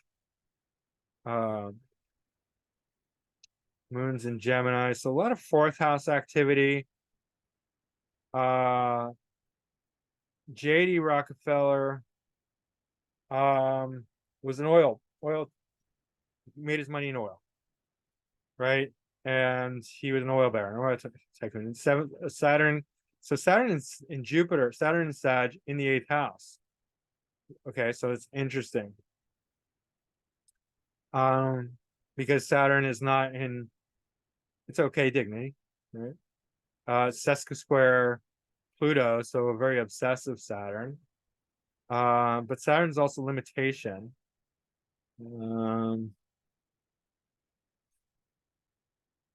Let's see here. What does he got going for him? Moon's way out of bounds. So the Moon in Gemini is way out of bounds.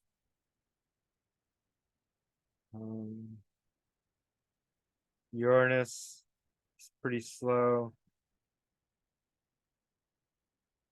So, Moon, Mercury. Let me just check Uranus real quick. No, that's but Moon, Mercury, that's, and they're in pretty close degree-wise proximity. So that's 3rd and 4th Lord, and as well as 6th. So interesting, land and short distance travel for the oil. So somehow that's all tying it in. Venus, 2nd Lord, is not in poor dignity, but it's at 0 degrees. So I wonder if the 0 degrees Venus in Virgo is playing a role, and that the 0 degrees is somehow dignifying it more. Sun in the 4th indicates that maybe there was some family inheritance, right? It's family limited. Did JD Rockefeller have a powerful father or mother family? I'm not sure. MC Lord Saturn in the 8th. That's so, yeah, that's why the oil. So career, but it's not in great dignity either. So it's interesting. Definitely a smart guy. Definitely a very, very obsessed with his Pluto conjunct the MC. And just poor, I think a certain unscrupulousness is what allowed him to become very rich. He took the negative route. This Venus it's in Virgo, it's at 0 degrees. I mean, tell me if you have a better explanation. But I mean, obviously Moon, Mercury, for land and travel and business dealings, that's probably very helpful. But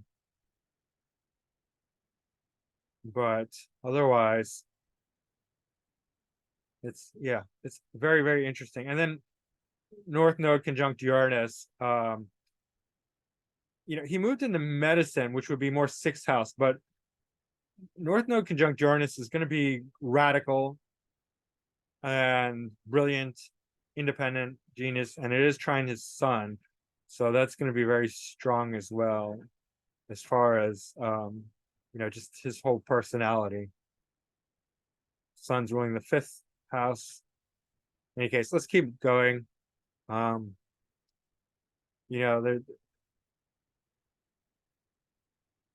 charts are a little bit more hard to make sense of than others. This is Mayor Amschel Rothschild, the father of the banking dynasty Rothschilds. And Rothschilds are one of those families that are supposedly way, way wealthier than reported. They're supposed to have, major control over the banking system of the world. This is Granddaddy Rothschild, the one who started it all.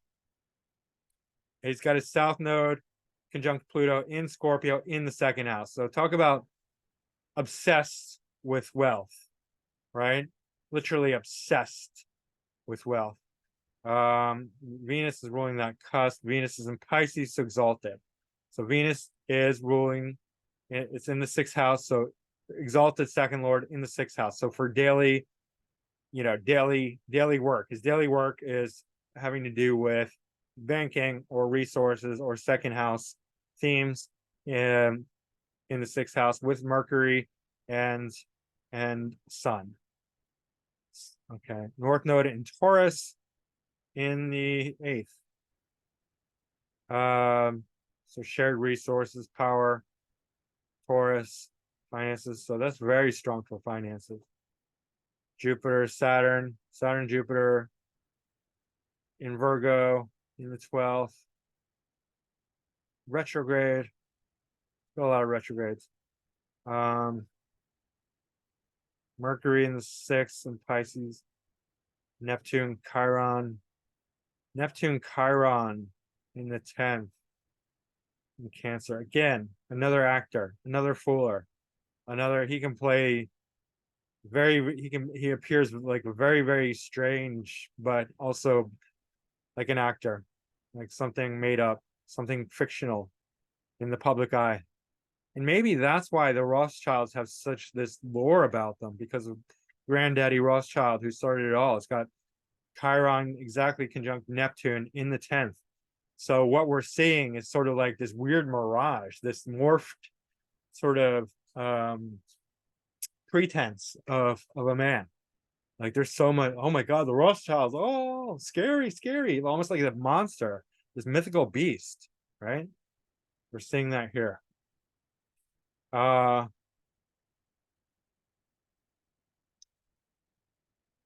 What else?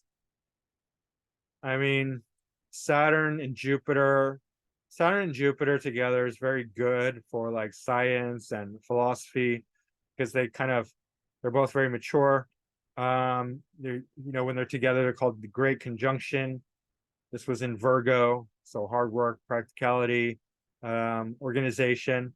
And one of the things that you could say about Mayer Amschel Rothschild is that he figured out a system, and then he organized all his sons to perpetuate this system. And so you're going to see that with Saturn conjunct Jupiter in Virgo, because Virgo is so organized. Saturn and Jupiter are very authoritative leadership, teacherly, combining the two gas giants together. In the 12th house of foreign, he sent out his children to foreign places. Saturn is ruling the 5th house, so his children, right?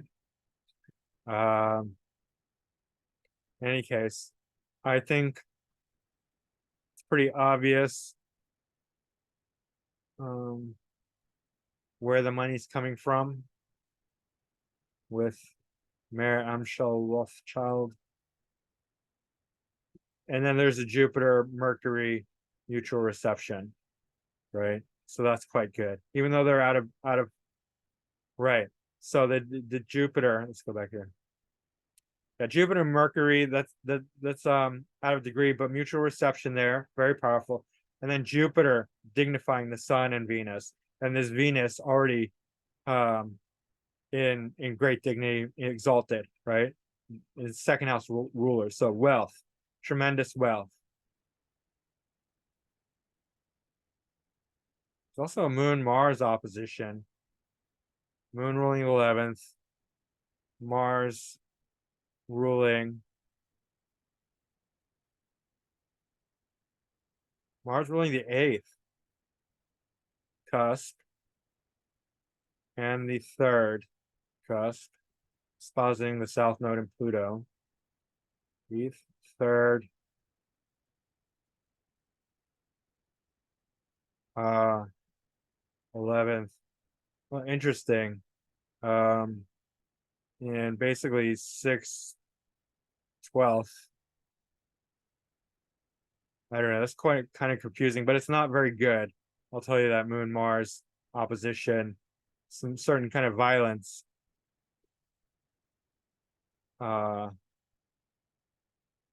So with Mars taking up most of the seventh,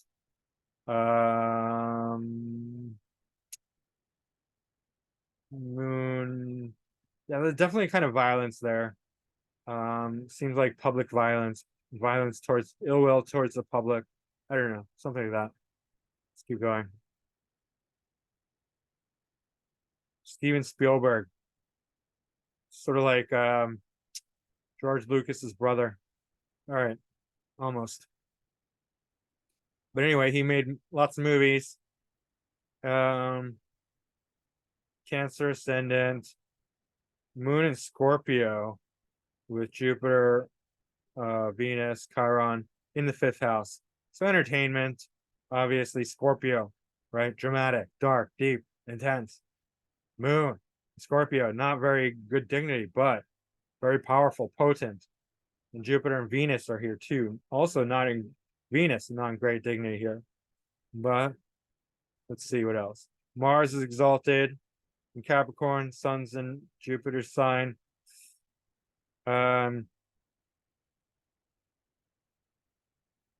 Mercury in Jupiter's sign. Saturn, Leo, Saturn, Pluto, Saturn in the second. So this dude is also obsessed with money. Like seriously, is seriously obsessed.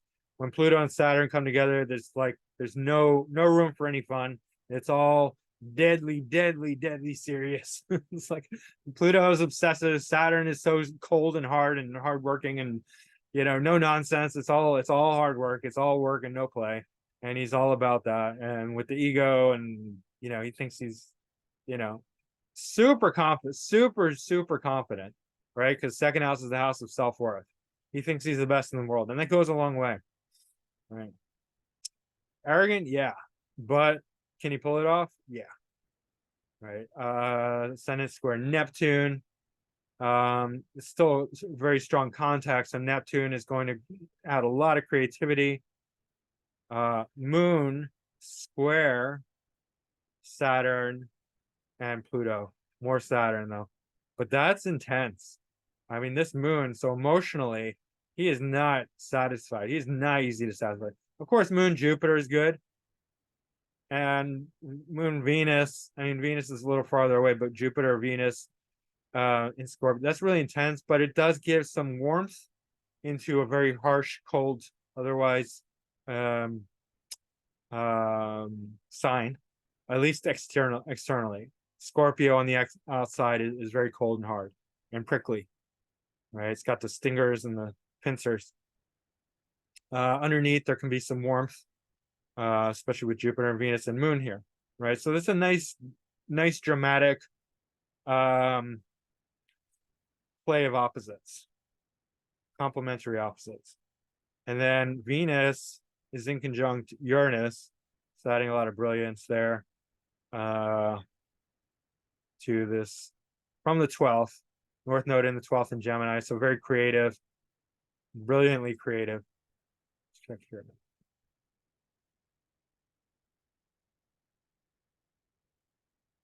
Mars is out of bounds, so very extreme action. Sun right on the border. Uranus. Right. So everything is as it seems. Mars in Capricorn in the 6th, 7th shows very hardworking, very much a boss, very competitive. Yeah, leadership oriented, not great for relationships, but good for commanding others. And 6th house in Sag is going to be very hardworking, daily. I mean, this is more for like TV shows, editorial, like regular 6th house, regular type stuff, not movies. But 12th house is movies, epics. But you could just see like the amount of creativity, hard work, and the obsessiveness that went into making his movies and fortune.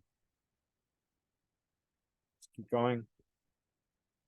DJT lost a lot of money being a president, and he's certainly not the most rich He's not the richest, but he does have an amazing chart, especially for wealth as well. And all right, so we know, like, okay, so Jupiter is stationary in the second house, but also Neptune, Chiron, and Jupiter has a mutual reception with Cancer, right? By exaltation.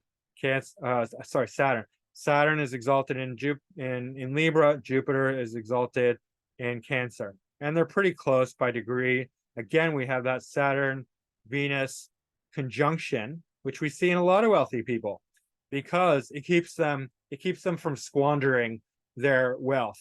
The Venus could be related to wealth. Saturn is saying, let's hold it together. You know, some people can take $1 million and spend it overnight, right? And then they'd be broke. Other people take $1 million and turn it into $1 billion. In fact, that's what Donald Trump did, right? He's got his North Node conjunct the Sun and Uranus, and in the 10th house, and that's why he's always on the world stage. Gemini, why he can make such great speeches. Uranus, why he's into politics and the big social awareness, right? That's Uranus. People don't get that. That's Uranus. Uranus is extremely political. Full moon, South Node conjunct the moon, North Node conjunct the Sun, fame, right? A lot of Cancer placements for Gemini, Mercury in Cancer, so very good for the expression, the voice, the speech. Pluto's in the 12th, so he's not as obsessed, but it is still in the same whole sign house. So he's not as obsessed as he could be, right? Donald Trump is not nearly as obsessive as some of these other billionaires. And you see that because, like, he'll just give away money. And that's a lot of that has to do with, well, Jupiter, yeah, but Neptune in the second, right? He gives away a lot of money. And when he loses like $1 billion, he's like, so what? You know, he's such a good deal maker, the art of the deal, negotiator. He understands money so well, he can make it back, no problem. And he will. So yeah, that's Donald Trump. Stationary Jupiter in the second house that has a mutual reception with Saturn. Bingo. Brilliant. All right. So brilliant career. Look at this trine, this Jupiter Uranus. This Jupiter is so brilliant. Okay. Let's keep going. Jupiter. And he is pretty Zeus-like. Jupiter, Zeus. He's got a very strong Jupiter. Let's keep going. Wait a minute. I just want to double check here. Stations. No, stationary nodes. Exactly stationary. But this Jupiter is super duper stationary.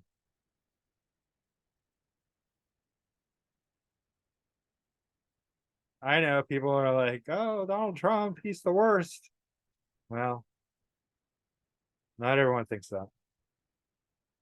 Rob Walton. Okay, so this is an inheritance, son of Walton patriarch who created Walmart, right? Walmart. Okay, Walmart heir, and there's several of them. Not all of them have had good birthdays, so I just chose this one. All right. Taurus ascendant, Venus in the 8th, basically conjunct the 8th house. Lord, so right away, inheritance. Okay. Mars conjunct Mercury and Sun and Scorpio in the 6th, 7th. Basically conjunct the descendant. It's good Jupiter. Jupiter. Jupiter's in Virgo, so not in great dignity here. Uranus in the second, Uranus and Gemini conjunct the second house cusp. So Uranus is explosive. Uranus is sudden. It's a sudden fortune. Could be sudden loss too. Saturn and Cancer. That's not great. It's conjunct the North Node. South Node conjunct the MC. North Node and Cancer conjunct the IC. So definitely land, real estate, family, inheritance, Pluto and Leo in the 4th. Definitely something very, very powerful with family, land, real estate, brick and mortar stores. We know Walmart. Okay. He doesn't have to do much to hold on to his fortune, and got a grand water shrine. Very deep feeling, but over emotional. I mean, this Saturn is not very good, but it is dignified by the moon, and And then Mars is also in good dignity here. So in any case, we don't need to spend too much time, but we can just see the 8th house, Ascendant Lord in the 8th house, and well, Jupiter in the 5th. That's not really doing much. It's trying the Ascendant, but then Uranus in the 2nd, and then strong 4th house activation as well. Let me just check here. Saturn could be quite slow. Let me just check.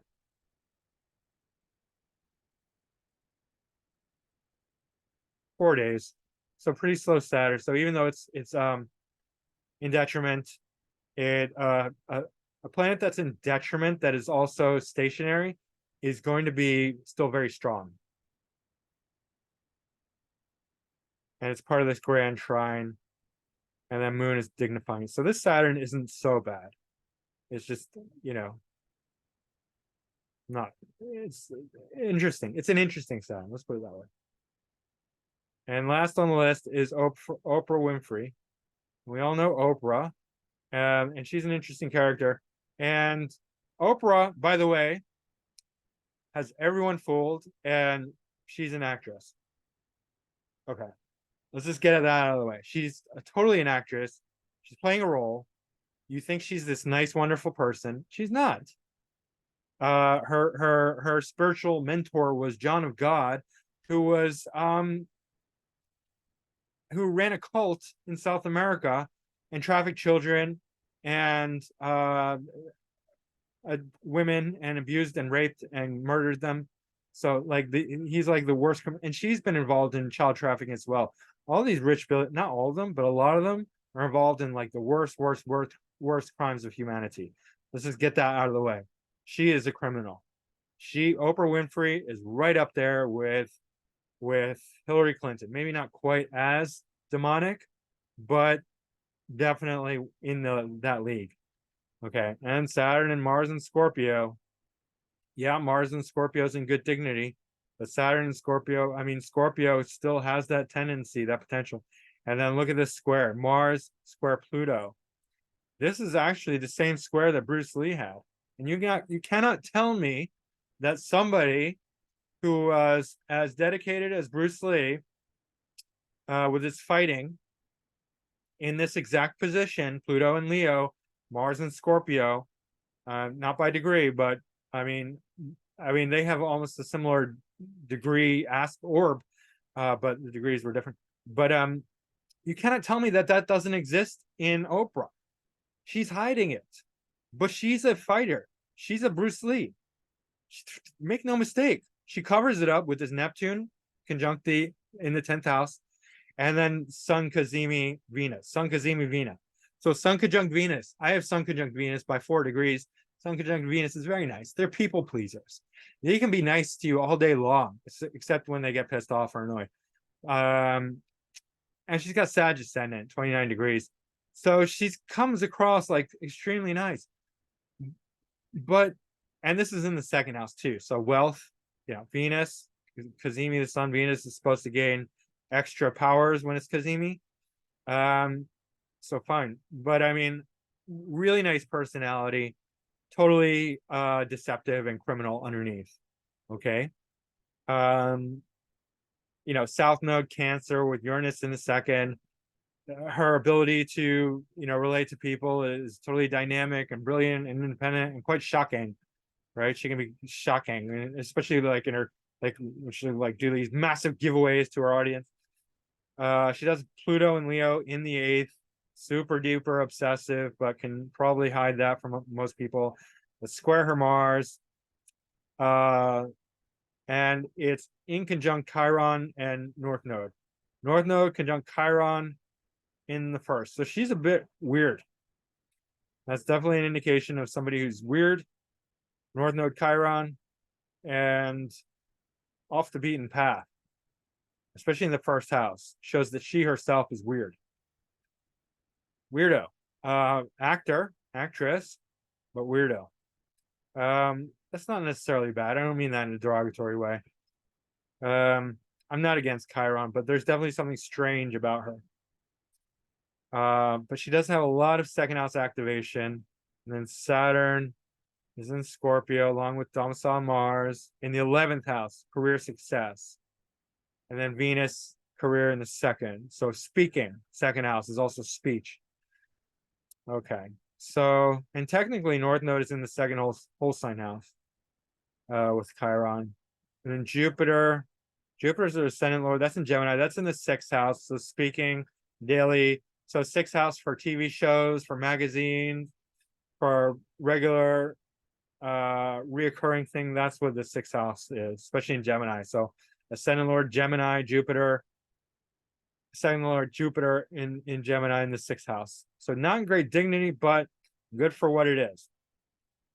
So 6th house, perfect for Oprah show and Oprah magazine.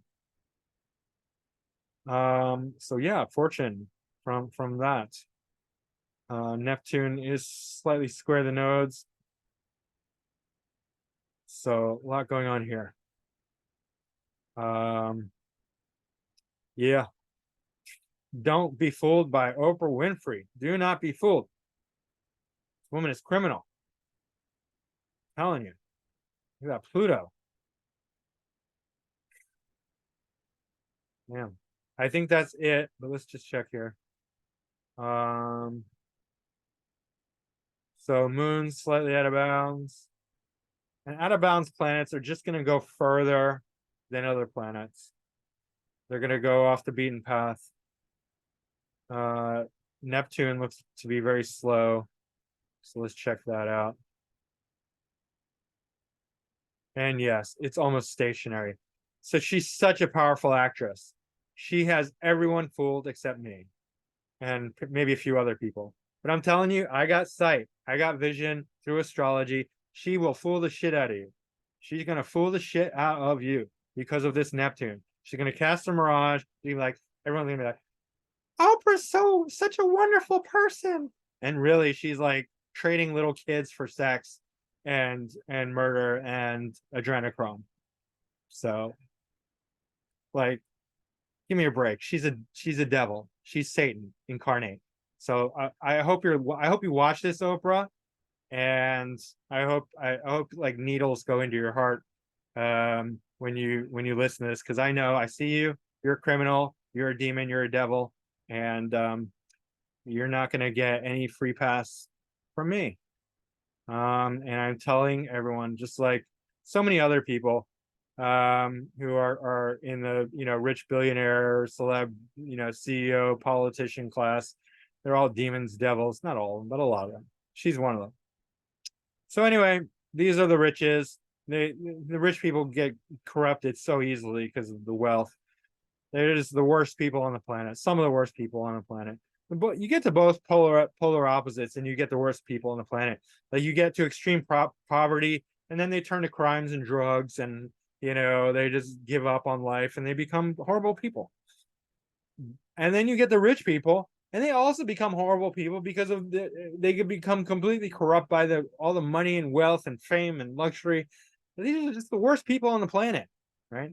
So no, you're not going to get any worship from me, Oprah. You're a devil. That's that. All right, guys. I hope you found this interesting. And oh, by the way, I got a new microphone, and that's I don't know if you noticed, you can't see it on the camera, but it's here. That's what the sound is. So anyway, that's it for now, and I will try and put together my next video as soon as possible. Guys, don't forget to like, subscribe, share, all that good stuff. You know what to do. Book a reading with me. Just email me at Macro Gold Machine, or check out my website. And like I've been saying, I have to redo my website. So if you go on there and you're like, this doesn't look very professional, well, it's not. And I'll get around to it. I'm a little bit slow. Probably Mercury and Jupiter and South Node and Taurus is making me slow. But anyway, it is what it is. All right, guys. I will see you again soon. Thanks. Bye.